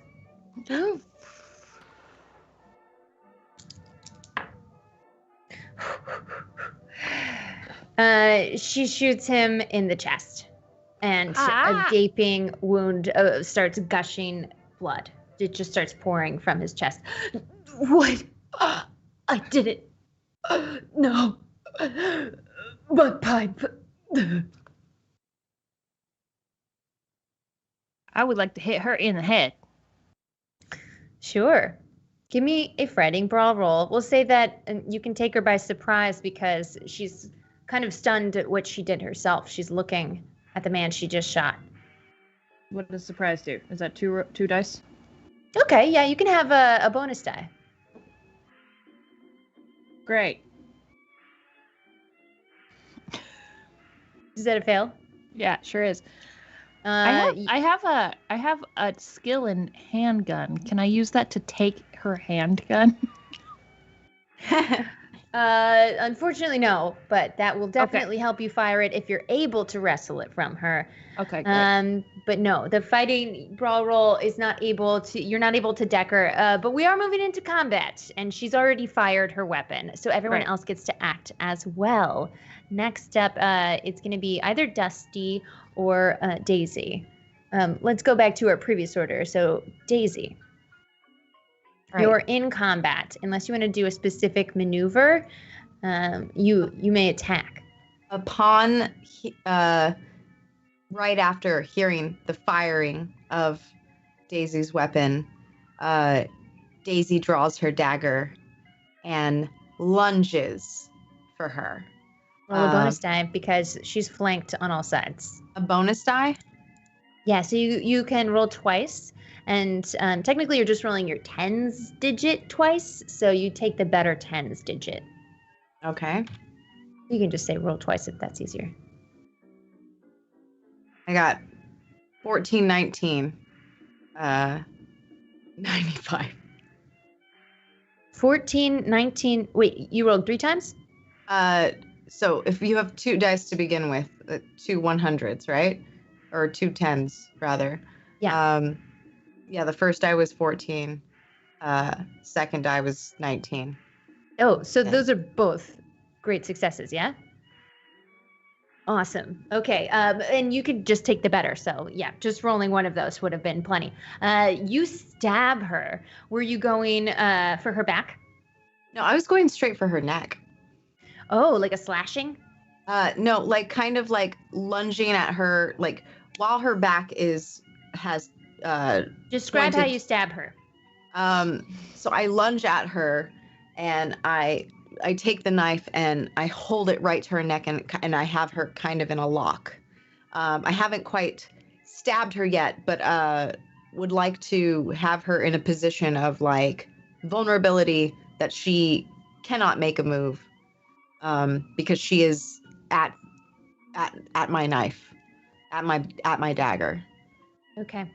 As you do so, she turns and points the gun to the next closest victim, and that would be Herbie, who just swung and missed and stumbled beside her. You fire that gun and I'll slice your throat. Obviously, that outcome would not be desirable for me. No, I think not. Of course, I could take you with me. All we need is for Dusty to give us the code, and then we can go anywhere. Anywhere in space or time. You just have to think it. I'm sorry to break it to you, Miss Eve, but Dusty doesn't have the code. None of us do. I asked. Don't shoot me. Can Daisy try to, while having the knife at her throat, disarm her of the gun? Oh, you're muted. Did you hear that? Yeah, I'd like to help with that I'd like to help with that in some way. Yeah, like absolutely. Her. She is very vulnerable. You have the knife to her neck, and I think that the 3 of you together would definitely be able to. She's just gonna, if you grab the gun, she's gonna let it go. There is a knife to her throat. Can somebody grab some rope and tie her up? Oh, please, come now. Are you sure? Absolutely. I could do that. Yeah, while you're tying her up, I'm going to go and check on the doctor. Some of my cool knots. I imagine Herbie has long stretches of rope on him at all time. Oh, yeah. on the tool belt. Okay, and then you're more than welcome to check on the doctor, who is bleeding from the chest profusely. Oh, yeah. Please. Yeah. Yeah. I'd like to do a first aid check if possible, see if I can't at least get the blood under control. Yeah, you're more than welcome to. Just, first aid, you're able to heal 1 HP of damage. And I also have medicine as well, actually. A successful medicine check gives you 1d3. So potentially medicine. Yeah, well, I'll do a medicine check and see what we do. See how we do. Come on. I got a hard success. I rolled a 21. Ooh, okay. Well, then we'll call it a first aid and a medicine. I'll let you have a D3 as well as the +1. Cool. And I got a 3, so we'll call that a 2. Cool. He heals 3 points of damage. You're able to stop the bleeding temporarily. You're not sure if there's continually going to be internal bleeding, but he seems to he was coughing up blood, and now he seems to be bleeding. a little bit of cognition is coming back into his eyes as you take the first aid kit that was already in the room and wrap his chest. All right. The moment he seems stable, I'm going to try and like gently wake up Diana, like just gently patting her face to get her to wake up from her faint. Her eyes Diana. dart open. Miss Diana. Miss Diana? I'm fine. Are we safe? For the moment, but I need you to do something very important for me. It seems as if the way her eyes just quickly darted open that she had just been pretending to have fainted. Totally fine. I need you to do something very important. Certainly. The doctor is gravely injured and needs to go to the hospital as quickly as possible. Do you mind calling down to the station to see if something can't be done? Or to the new... To the 911. police station. Yes, please. Call 911 and see if they can't send up someone to retrieve you. Well, the two of you should leave as quickly as possible. Can you have a telephone line without electricity? This is a legit question that I do not know. Yes. You'd have to be wired in though. Yes. Okay, great. Then we do. Okay, she rushes off to the kitchen where she could also drive him to the hospital. Yeah, I think that might actually be better. The two of you should leave this house. I've stabilized him for now. As long as you keep him immobile and elevated, he should be fine. Take him to the hospital. I don't know if I can lift him to the car by myself. I'll help. Yeah. Excellent. Okay. She grabs his feet as you grab under the arms and start carrying him out. Gently. And let's see. Before you do that, Herbie, give me a check to see how good these this rope tie you did was. Okay. By the way, I also passed off her gun to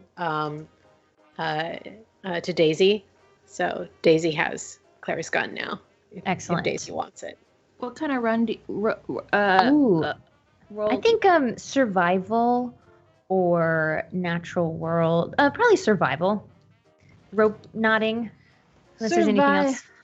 Yeah. Which is so the 10% second to start. I'm sure drive you to don't the want hospital. like mechanical Sure. repair? I'll take mechanical repair. 37. That's a hard. I'll use 2 to be a hard success. Yeah, spin 2 luck, and these ropes are tight. She can barely even wiggle her shoulders as she is struggling against them. Oh, don't try to struggle, Miss Eve. There's Daisy, one you're a thing strange Herbie lady, knows- and I like it. Is there like a small closet or like something in this study by any chance? Like a room, like a side room with nothing in it? There is not in this room, but just across the hallway there off the kitchen, there is a pantry, there's a breakfast room, there's a dining room, there's the Williams servants' quarters that you were in earlier. Right. I think I'm gonna, kind of roughly pick her up by her arm and march her to the pantry, make sure there's nothing sharp or anything yes? Rusty, before... Yes. And then Daisy kind of like bends down and rips the hem of her dress and gets a bit of cloth.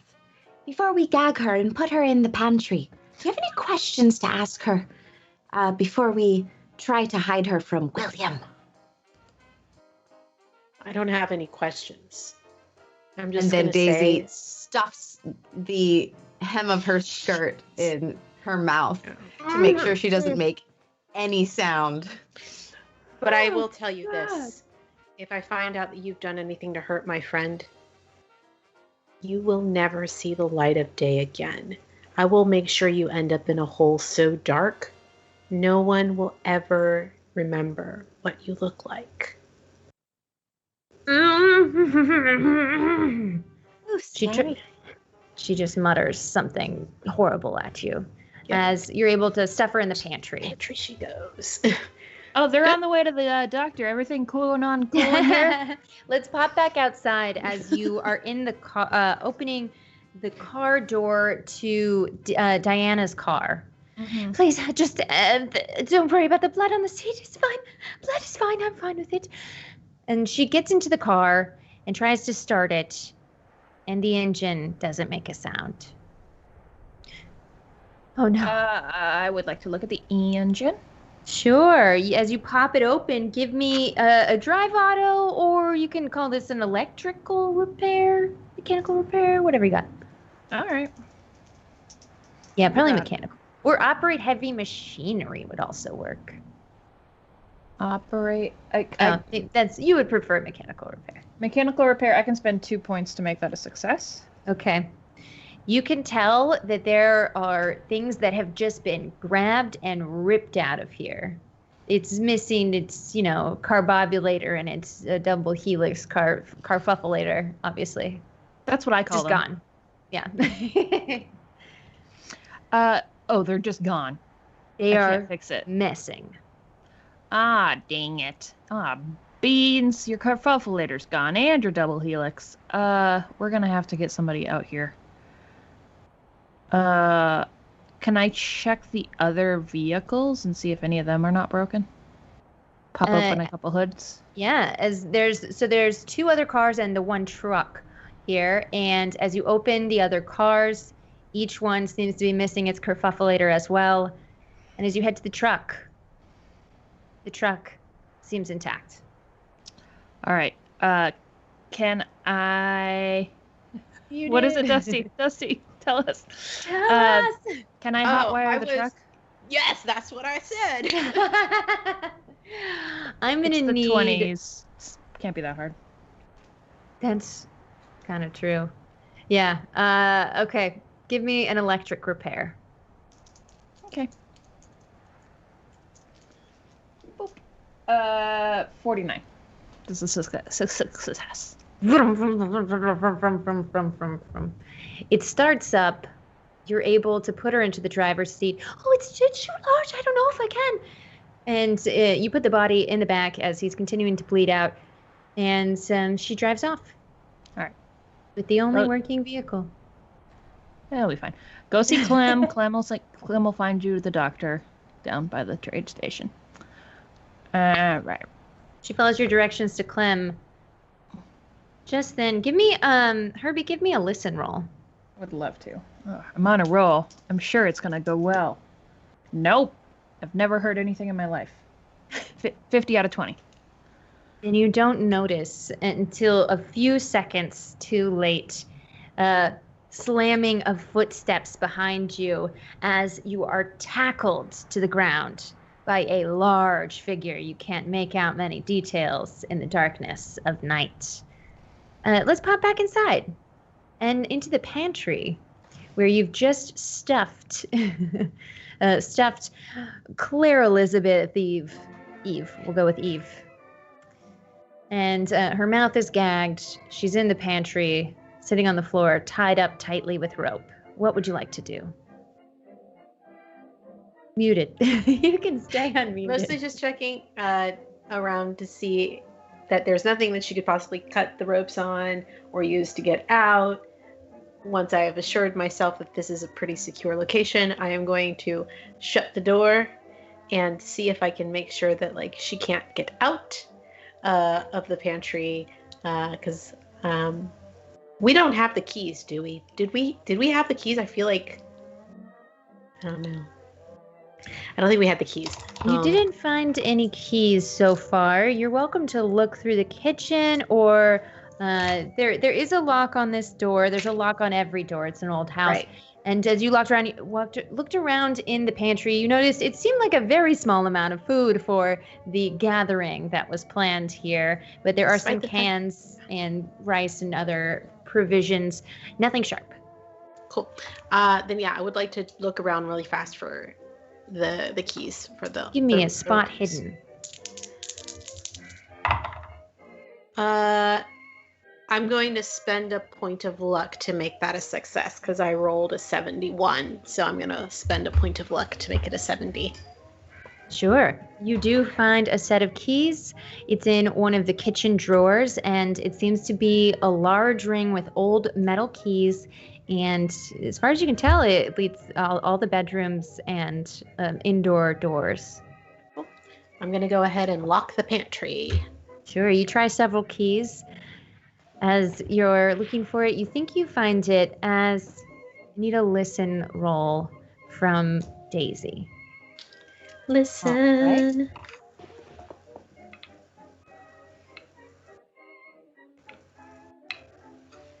Right. 35. You hear footsteps, like heavy footsteps pounding down the stairs from the second floor to the first and running towards the kitchen. And a snarl, but not like a wolf. It sounds like a human snarl. You have a moment to do any sort of preparation you'd like. Dusty, I think William is coming down the stairs. At least the sound of a very large person. As you say that, it's the kitchen door is one of those that swings both ways doors and slams open. And you see a bearded man holding an axe in one hand, grizzled with a long, straight gray beard, wide, terrifying eyes, and long hair that's going everywhere. But you can tell from the shape of the face and the broad shoulders that this is William, just not the one you know. Whoa. We are... I think Dusty kind of looks to Daisy and goes, we need to get out of here. Daisy looks to Dusty and gets an idea. She winks at Dusty and then approaches William and goes, William, where have you been? We've been looking for you everywhere. Give me an extreme persuade or charm. But it's got to be extreme. This is a feral man. I got a 27 out of 35. On charm? Yes. I needed an extreme. Can I push? Can I use luck? What's half of 35? Not to make it extreme, he raises the axe above his head and he rushes right past the two of you and slams the axe into the door of the pantry. It lodges for a moment as he struggles to get it loose again. Nope. I'm going to try and disable him in some way. Maybe I'm going to shoot him in the knee. I'm going to try and shoot him. I think that because you were carrying Claire by the shoulder, that Daisy has your gun. No, I gave Daisy Claire's gun. I have my gun still. Oh, right. Thank you. Yes. Okay. Give him... Shoot for firearms. Let's see how it goes. Can we both take aim? Mm-hmm. No, it's a 46. I only have 26. So What about Daisy? What am I rolling for exactly? What? Firearms. Firearms. Okay. Handgun, yeah. Gotta get under a 20. Okay. I believe in you. A 5. Where are you aiming? At his knee. At his knee. He snarls as his right knee falls out from under him in a scream of pain as blood and viscera shoots across the pantry door, splattering it with blood, and he falls to the ground holding his wounded knee. William, that it's very rude of you to just run past us without any explanation as to why you're here and swinging an axe of all things. How dare you? It's really uncouth. He growls, and the sputtering in his pain, he turns and on all fours or on 3 limbs starts crawling towards you like a bear. Yeah. I'd like to kick him in the face. Sure. Give me a that's gonna be fighting brawl. Yeah, I mean it's. But you not can have great. a bonus I'm not a die fighter. because Oh, cool. he's a little disadvantaged. Unfortunately, it's only a 47. Your kick, it lands, but it wasn't hard enough. This is a bulk of man. I'm a scientist, not an actual cop. Okay. All right.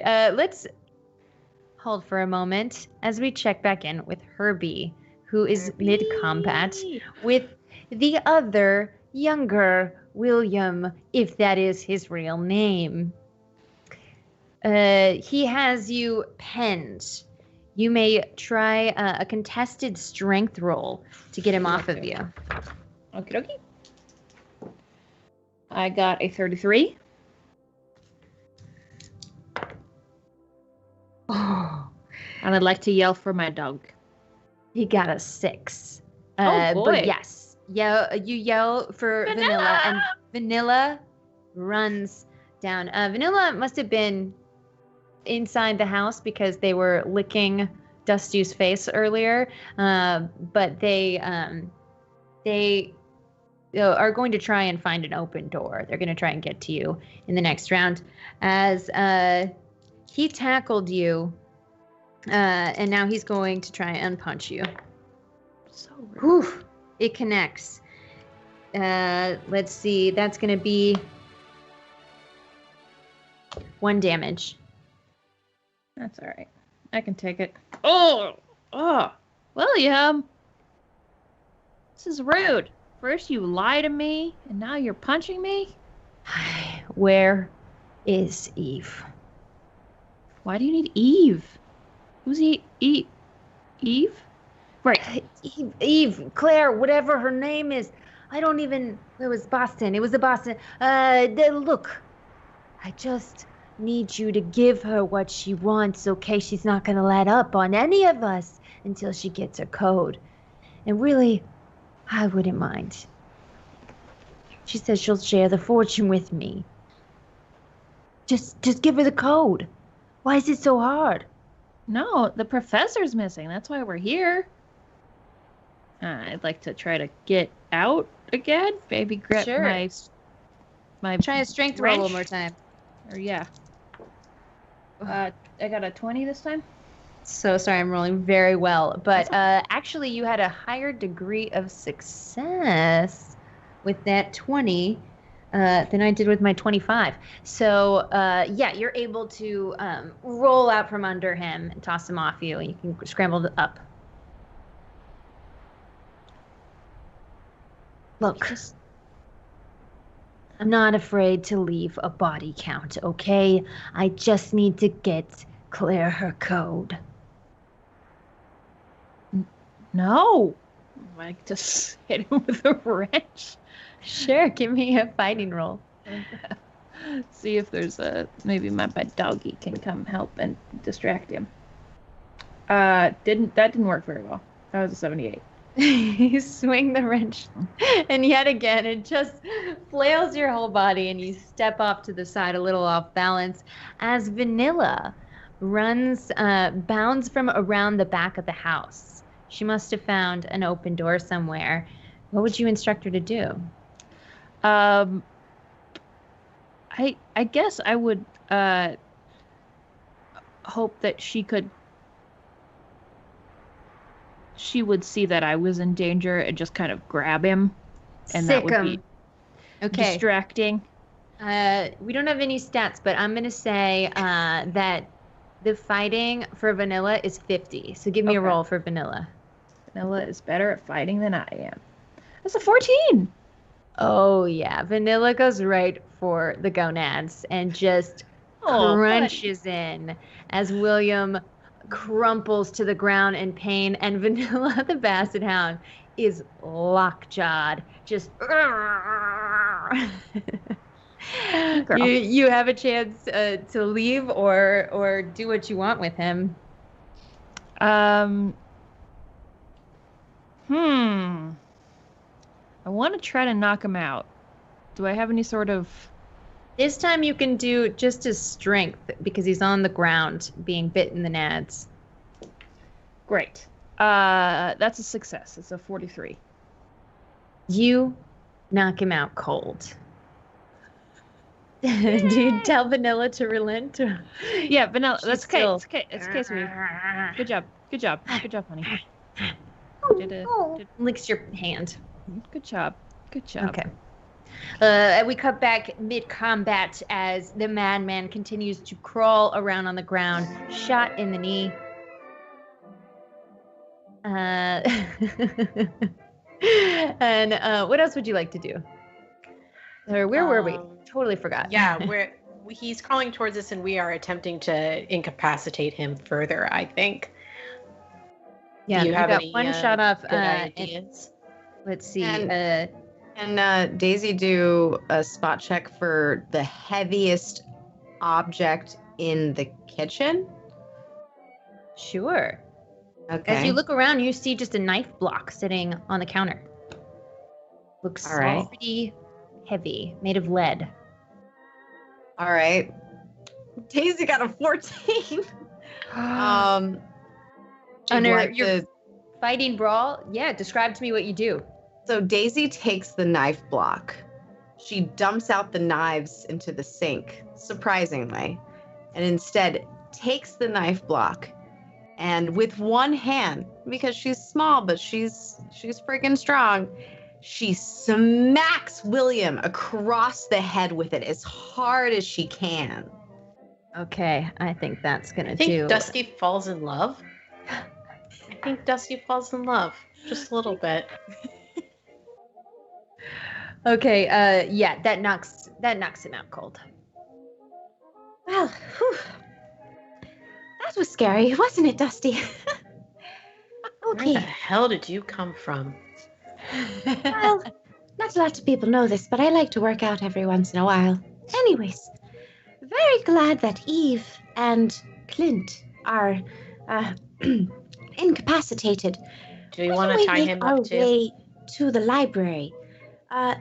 It's just so happens that Herbie and I found the box that was missing in the device. Squad, do you Yeah. have more rope? Squad? Yeah, we need more rope. We need a lot more rope. Do you have rope? What happened to you? Are you okay? I think I'm still yelling from outside. Yeah. Cool. Yeah, you're more than So- welcome to find each other in the foyer or outside. Tie up our Foyer two sounds ropes. amazing because we're like Can we right near tie the kitchen. Williams together? Perfect. Okay, you put them That's back good. to back in the I foyer. think it's probably a You bad don't have idea, any but it's kind of fun. more rope handy, but I think you saw some in the stable earlier if someone runs to get it.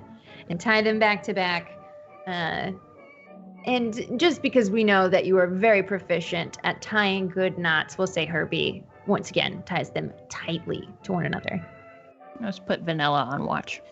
Tell me if they move, okay? Good girl. We should head to the library. Yes, agreed. We need door- to just move on.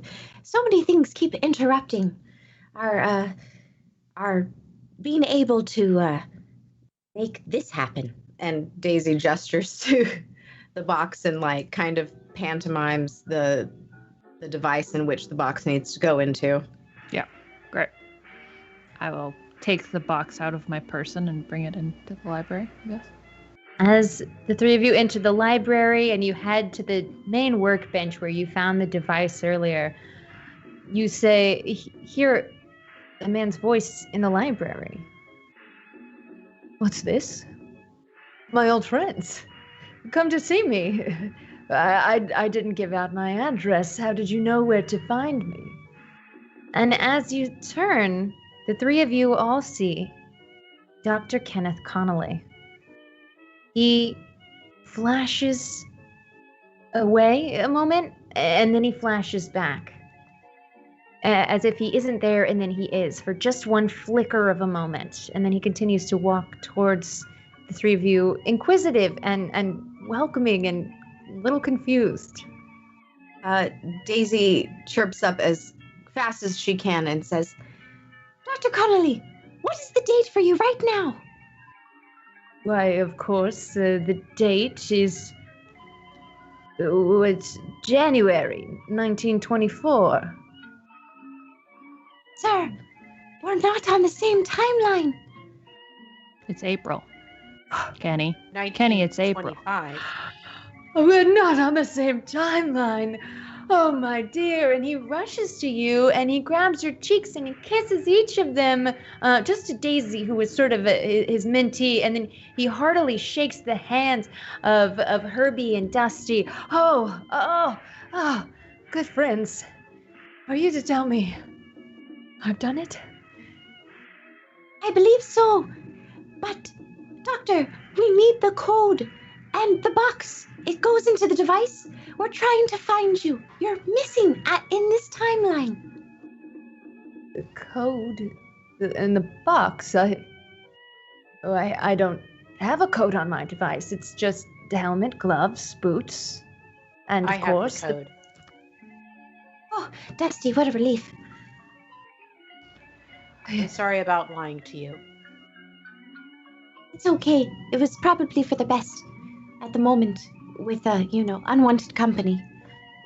I know this is definitely a side effect of inventing time travel, but I feel as though I'm missing something here. I think all will become apparent to you in time, Doctor. Just know that when it becomes important, you have a friend in me. Well, of course I know that, Dusty. I know that you one of the minds I admire most in this world. I think I understand now. This is the moment in time where you relay the information that you will give Dusty the code. This is perfect. Okay. So, Doctor, remember this. You need to find us at this date. and Daisy relays today's date, the date in which Dr. Connolly goes missing. To find you on this specific day. Yes, because you go missing. We've been looking for you all day. Yes. Yes, find you on this specific day. And he writes down, this is end of March. I think it's March 31st. In fact, our date totally works. He writes down March 31st in his journal. And as you see him write it, he sort of picks up a phantom journal out of the air, and you recognize the linen cover as the one that you found in the stable. And he writes just a little note on a blank page ahead. Remember to find Dusty, Daisy, and Herbie on March 31st. Yes, Doctor. Find us in the future. Do we say anything about, No, I think there's some things we shouldn't meddle with. That's right. Even though, Clint and Eve come to interfere, we must not mess with the timeline. If we warn him about them, things could be disrupted. Do you say that in a whisper that he can hear? Yes. I whisper that to Dusty. Or He Daisy cannot. whispers that to Dusty and Herbie. Okay. But not in a loud enough voice for No. the Okay, doctor. but I don't want him to get hurt because his fiance betrays him, and then William was gonna kill me. I mean, sorry, I shouldn't have said that out loud. It's fine. Elizabeth would Professor. never betray me. She loves me. What are Okay. you saying? Or maybe we should warn him and maybe get him to play along and, lead her on into thinking that she could get away with it. Well, Professor, you're pretty smart. I don't know, but she's no good. Not at I all, think- Professor. I think I know true love when I feel it. And this I feel. She's helped me in our discoveries. I couldn't have even gotten this far without her. We're so Doctor. close. It may have been true that she was there to help you at first, but later on her reasons became very selfish. She wanted to take your scientific discovery and claim it all for herself, as well as the money, and she has a partner who she planned to split the money with. But as of this date, we have restrained them both.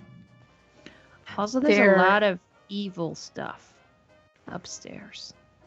Your discoveries unlock some pretty incredible things, which you should be very proud of. But I believe that your beloved fiancé and her brother intend to use this technology for nefarious purposes. It's true. There have been anomalies, strange things happening, reality bending, things of that nature. I don't understand. Elizabeth told me she doesn't have a brother. I don't believe she's telling you the truth, sir. Well, you'll find out soon enough, I guess. Well, the temporal anomalies, they're a side effect. I've been working out the kinks, and I think on paper I have a way to diminish them. Yes. Then I think you should work on that. Right, yes. Well, so pleased that you're here. Well, would you like to hear more about how it works? And then he continues to go through his notes and show things to you. He's just so excited to have you here. What would you like to do now that you are in this library? How does this cool backpack work? Tell me what it does, please. And is it a flying machine? Sure. Do you want to try and plug in the code box that you found? Yes, please. Okay. With your skill in mechanical repair, you don't even need to roll. It's pretty apparent that, like, there is a space within the glove where it's very clear, like red wire to red wire, green wire to green wire, and then it sort of has a nice nesting place. Who's putting on the suit? And there's also kind of like the sidecar passenger suit, which doesn't have a helmet, but it does have gloves and boots. In what combination did we appear in the bedroom?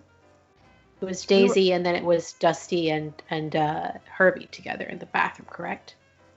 Yeah, I think we were all there, but Daisy was first. So Dusty looks to Daisy and goes, I think it's after you. You're right. I should wear the helmet. Mm-hmm. Okay, you have a place good the helmet head. on. And the gloves and the boots. Then there is a belt. They're all connected with cables to the backpack. And also connected is the second set. Then the doctor pipes up. Oh, wait, no. I wish that you all could experience this. Oh, it's my great desire to share with other people who I trust, who appreciate the beauty that could be. Temporal travel. And he reaches into somewhere you can't see, and it's sort of like a swirl behind him, and pulls out another pair of boots and another pair of gloves with cables running from them. Try these on for size, and hands them to Herbie if you're close. Cool. Suit up, I guess. Suit up. I'll put Exciting. on the second one. And then, like, hold my hand out to Daisy so that she can let me see the box open. And then I punch in the code. F1947L5070L. As you do, Daisy, what time and place do you think of and roll for power? Ooh. I want to go back to. We have to go back. We have to go back. Daisy wants to go back to the night before the guests have arrived, where the doctor wants to go back to the time where the doctor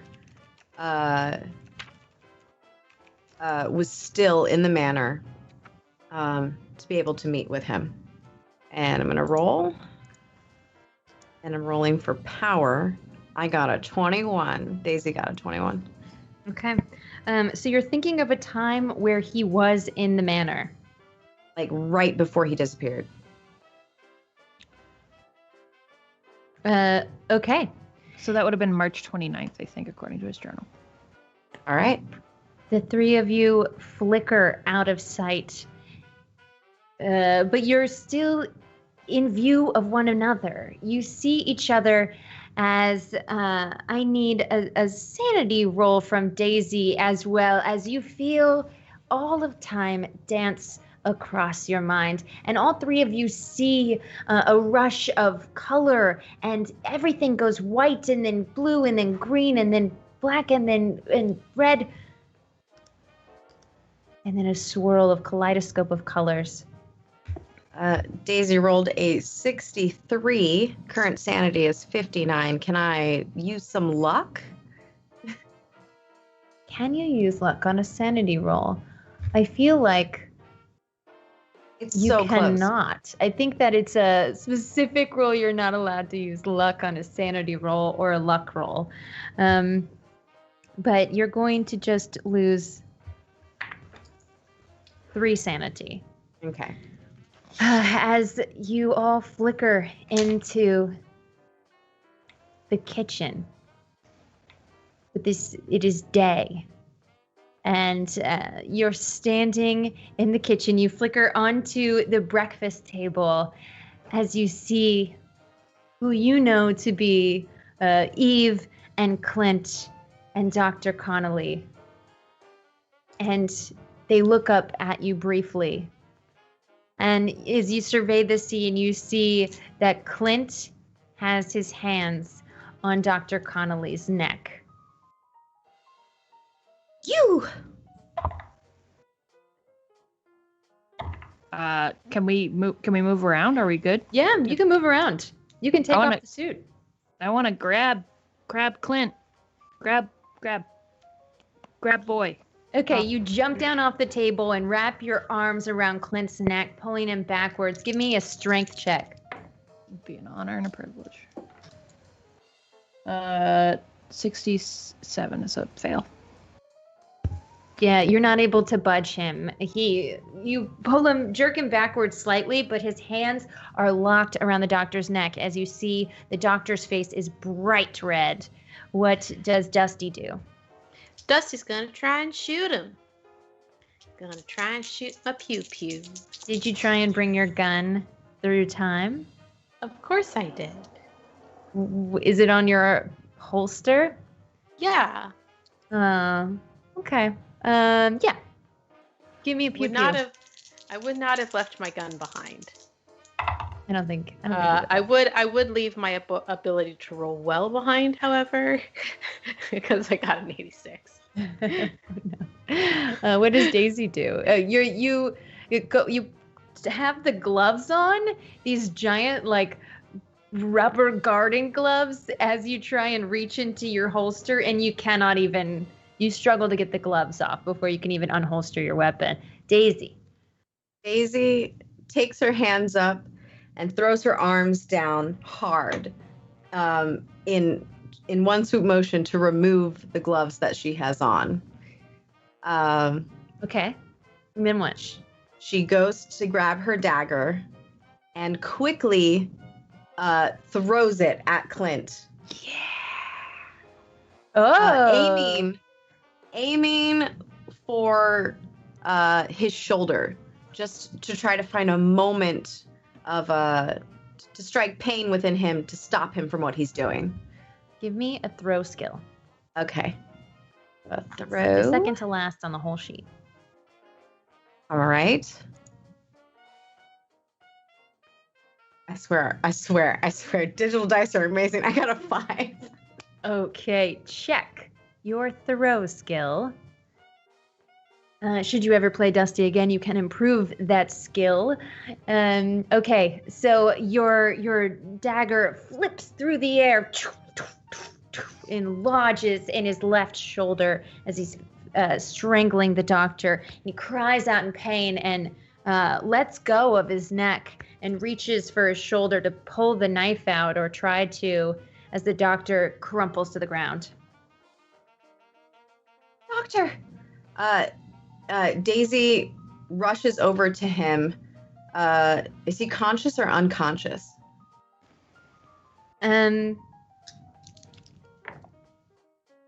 Conscious.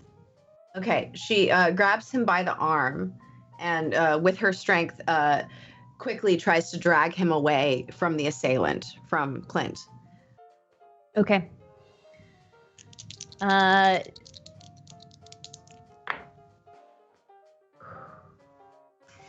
Now it's Eve's turn to fire her weapon.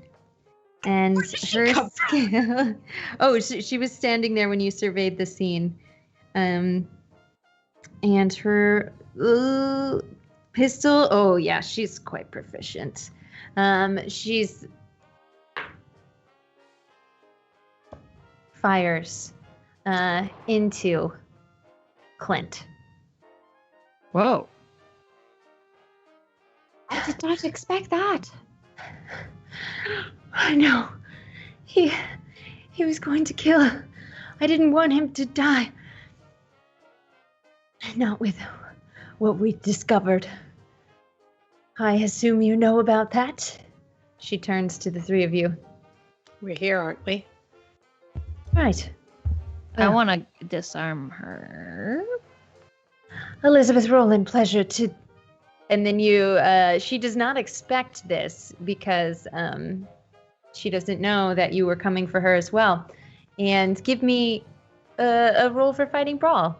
But you can roll with a bonus die because she doesn't see this coming.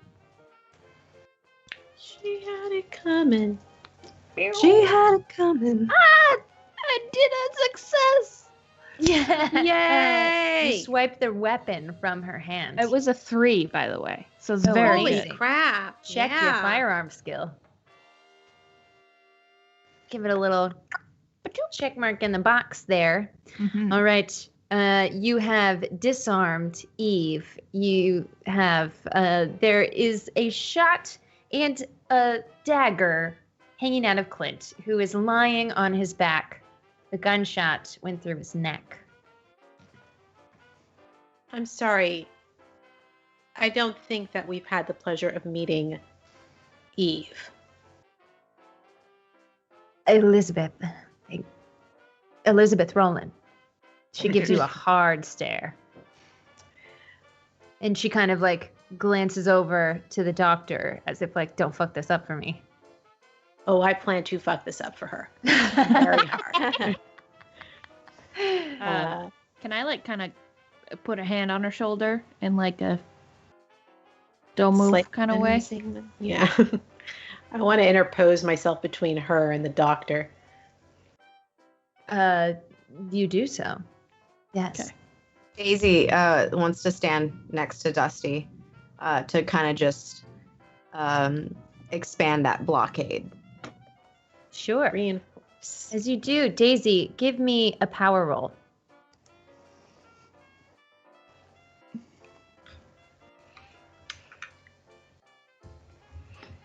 I got a 10. Jeez Louise. I have Dice are receipts. loving you. Ridiculous. Okay. You, with your roll of 10, are you thinking of any other time or are you staying in this one?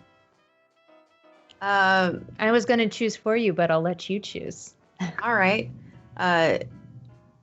Daisy wants to stay in this time. A lot has happened as they have arrived, and they're trying to get answers. And so if they can stay in this time to get farther in delving into the mystery and solving it, she'd like to stay in this time. Sure. Okay. You have Eve disarmed, a hand on her shoulder, and the dying man on the ground. The doctor stands up. What? I didn't have in my journal to look for you for another 4 days. Well, Doctor, you went missing, and seeing as we just happened to approach when you were being strangled by William, also known as Clint, it seems this is when your disappearance might have happened. So, what exactly transpired before he put his hands around your neck? I had finished the time machine. I mean, the time suit. The time suit was complete. I wrote to you, Dusty, just as you said I would. I did. I got your letter. I'm sorry, Elizabeth. Did you call her by another name? Because she's not who she says she is. Yes, you tried to warn me. You tried to warn me, and I didn't listen. That was my mistake. I'm such a fool. He sits down at the kitchen table. Her, though. Yes. You did tell us not to trust her or her brother. And we took that to heart. They were both trying to con you out of this technology, Doctor. I don't know that I would call it a con, Eve speaks up, so much as wanting to enjoy the spoils. I didn't know anything of what Clint had planned. I wasn't a part of this. He turned up after years of being apart. He's just an ex-beau. I wanted to live him down. I wanted to start a new life, and that's when I fell for you, Kenneth. She goes to him. How very convenient. Nuh-uh. Yeah, she tries to go to him, and Herbie holds her back. The problem... Clint says that he's working for you, and I believe him.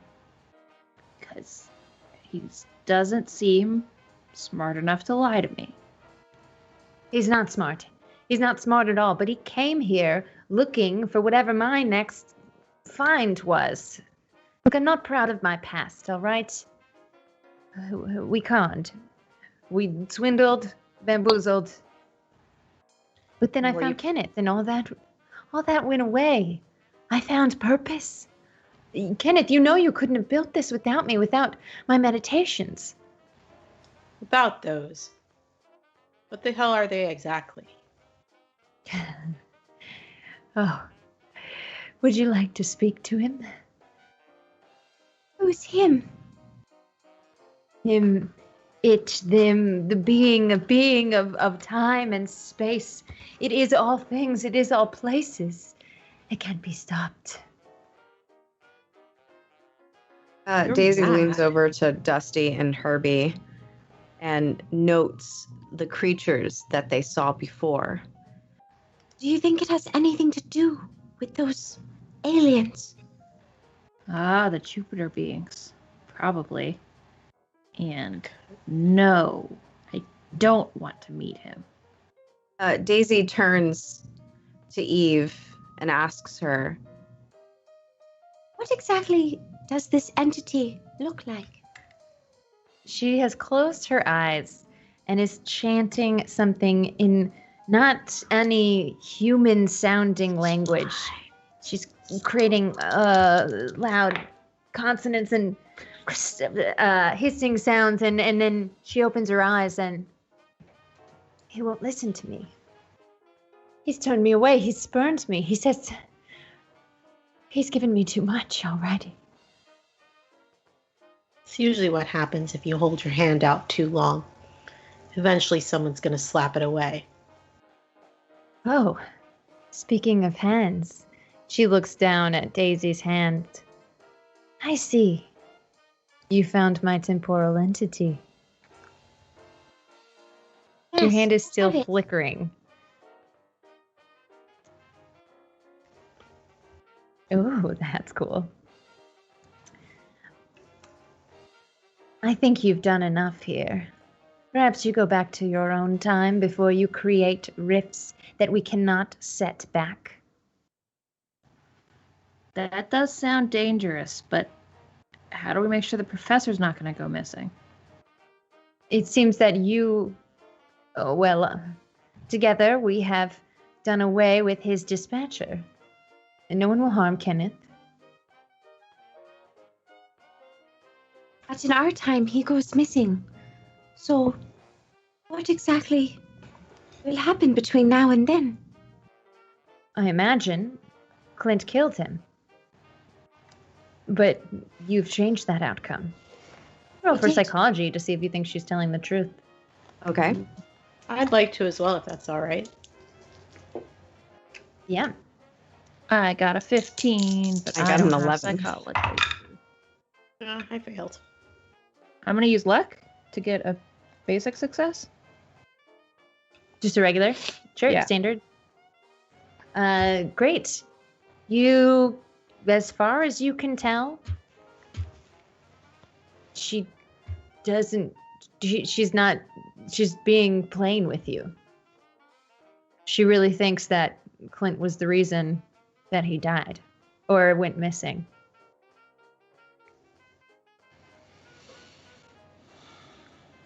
Okay. Daisy puts on the gloves that she threw down before she threw her dagger at Clint, and then oh wait, what's happening with him right now? Is he dead? He's dead. Okay. He is so yes, not moving, and his eyes are open and rolled back on the floor. He was bleeding from the neck from a bullet wound and not flinching. Next Okay. one of the big ones. So yeah, Daisy puts her important. gloves back on and retrieves her dagger and puts it back in its hilt on her thigh, and goes back over to Dr. Connolly. Doctor, in 4 days' time, we're going to arrive here. We'll have received your telegram. I guess our timeline, I don't know what's going to happen exactly, but because we changed things, just try to meet us in 4 days' time. I wasn't planning on sending you a telegram, was- but Her telegram. Oh, that's right. Well, I wonder what's going to happen when we go back. Will we be at the manor or not? Only guess time we're will going tell. as you ask the question, a swirling green plane comes into view in the kitchen, and an opening seems to be happening once again, a rift in time, one you've seen before in an upstairs bedroom of the manor house. And ducking through it slightly, you see a tall, green, reptilian being with a plate chest and a nick in its exoskeleton, holding with 6 arms and holding a stun rod. We gotta go. Oh, our friend. Bye. Can Daisy go ahead and think of Well, what if that thing kills the professor? oh God. Well, it'll match up with the timeline, won't it? I guess so. The thing starts moving towards you, Daisy. Do you think of a time? Can Daisy grab the professor? You can put your hands on him. Okay. Daisy grabs the professor, embraces him, and she thinks of the time of Do you that put your one. gloves back on? Yeah, the gloves have been back on, and thinks of the time when the 3 of them came across each other. She wants to go back to that time, or yeah, like somewhere around there. Yeah, like trying to Give me a go roll back. for power. Okay. The moment we crossed paths. Yeah. We don't need to bring the professor, I guess, if we bring this big reptilian guy with us. Could do that as well. I rolled a 62. My power is a 60. Can I spend 2 luck? Not in this instance. No. Because the 3 of you see in the moment, as you're flickering, you see the scene before you as you feel yourself flickering out of it, starting to go back to the space where all the colors swirl and you feel a sense of floating in your body, a lightness. But you can see as if you're going into the sunken place, as if a frame of the scene is moving away from you. You see the scene you're leaving, the green being stops in its tracks as soon as you start traveling to another place. And he climbs back into his portal and closes it. Then the scene disappears as everything swirls around you. You feel yourself drop into a Boston apartment. It's beautifully furnished, fine wood, beautiful rugs. And as you look around, you see photos of the three of you together, or a single portrait on the wall. The three of you together posing and quiet. This is nice. Where are we? When are we? The calendar on the wall states the day as March 31st, 1925. It's today? As you continue to look around, you see letters in a letterbox on the table in the kitchen, and you see profuse notes signed your friend, Dr. Connolly. Okay, Is this my Dated- apartment? This seems to be where all three of you live. Is Vanilla here? Vanilla comes bounding out of the bedroom and licks your face. Aw, hey girl. There is really nice artwork of dirigibles everywhere. Heck yeah, there is. I'll go How check did out the we- letters. Yeah, and the letters seem to thank you again for what you did. Thank you for getting him away from Eve, or whatever her name was.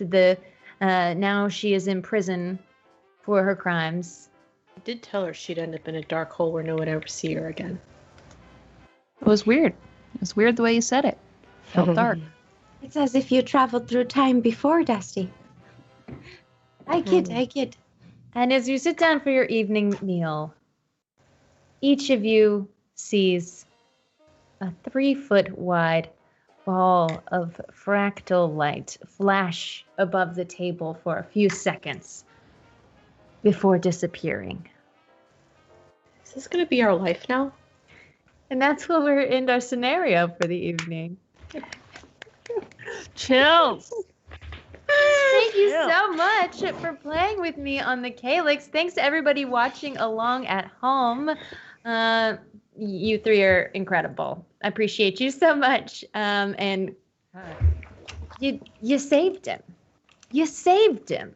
We saved Dr. Connolly. I really wanted a temporal being to come down and suck all of you into time and space, but you were too good. You were too good at your roles. I had a nickel if for you're every time time you traveling- said that. I'm so glad that I got to be part of a mystery game. I love doing mystery games. They're so I fun. love that you held on to your code for so long. Okay, hold on. Let's save it because we're going to do a talk back. And if you are a patron on Patreon, you're going to get to watch it. We'll post that over there. For everybody else, let's go around and tell them what you're up to, where they can find you. And that'll do it. That'll do it. Laser. Yes. Hi, everybody. I'm in a band called The Double Clicks. You can find us on the internet at thedoubleclicks.com. Got a bunch of cool stuff going on. Our music is good. I also have It's a very channel on Twitch, twitch.tv/doubleclickslive, where every Monday we stream a show called House Haunters, where we look at the troubling side of Zillow and find the houses we're going to haunt when we grow up. So yeah, come find me. I'm also Laser M. Weber on the tweets. That is my favorite. I need to tune into the show. Also, I've been pronouncing your band wrong. I didn't know the emphasis goes on the. Oh, I tend to say it too fast, and then it all runs together. So it's the double clicks, but also we couldn't get just double clicks most places. So yeah. Got it. Well, I'm glad that I clarified. You can say it however you want. The double clicks. Yeah. Jessa! Hi, I'm Jessa Day. You can find me on the internet, Twitter, Instagram, and Twitch. No. We just got a raid for like Jessa 150 people. Oh my gosh. Thank you so much for the raid. We were just signing off. Please go back and check out our VOD for our Call of Cthulhu game. Sorry, Jessa Day, tell them where to find you. Yes, you can find me at All Things Jessa Day. I'm a Twitch streamer. I do music. I do games. Follow me on Twitch and follow the shenanigans. That's where to see it. Follow the shenanigans indeed. Aki! Hi, everybody. I am Aki. You can find me over on Twitter at Mixgenie in a Bottle. That's MXGINIINABOTTLE. My entire Twitch schedule is available over on my personal Twitch stream, twitch.tv/ShidariAki. That's SHIDAREAKI. And you should check me out on Saturday at 1:30 p.m. over on Critical Bard's channel playing Let's Get Wildmount. And then the following day, I will be doing Owlbear Soup on Saving Throw Show with Laser's partner. Yes! And it should be a lot of fun. That's going to be happening at 2:00 p.m. PDT. And following that, I will be doing my new Pantheon game with Overarms, the anime-inspired RPG at 4 p.m. So, yeah. I'm excited. Oh my gosh, the dungeon run raid. Oh, those sweetie pies. All right, thanks so much, everybody who came from the dungeon run. We're gonna go give Jason Charles Miller a raid because he's doing live music right now, and whenever you want Wednesdays. So please stick around and give your love to Jason. I'm Becca Scott, and every Wednesday we play Call of Cthulhu right here on the Calyx. I know you're very busy with Dungeon Run. Congratulations to them on their first episode back. But you can check out Katie Michaels on an old episode if you go over to our YouTube, youtube.com/GoodTimeSociety. Yeah, right there. Go check it out. And 2 sessions back, Katie Michaels guested with Amy Werfel and Trisha Hirschberger, who also are tangentially dungeon runners.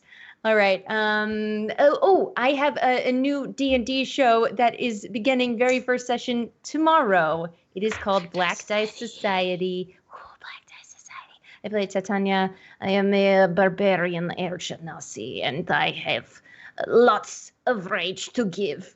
And anyway, that's going to be on, I don't even know what the name of our Twitch channel is. So follow me on Twitter. It's going to be awesome. And maybe it's in chat as well. All right. Those are all the things. Thanks so much, everybody, for hanging out. Thanks one more time to Chaosium that sponsors this stream. If you want awesome Call of Cthulhu products, please use our code Calyx2021. And we'll see you next week. Quickly before we go, I should announce that we have Josephine McAdam running the scenario. I will be a player along with Anjali Bhamani and Jasmine Bueller. So it's going to be freaking awesome, and I hope you join us. I know, Ballercast. All right, thank you so much for the raid, and let's go raid Jason Charles Miller. Good night. Bye.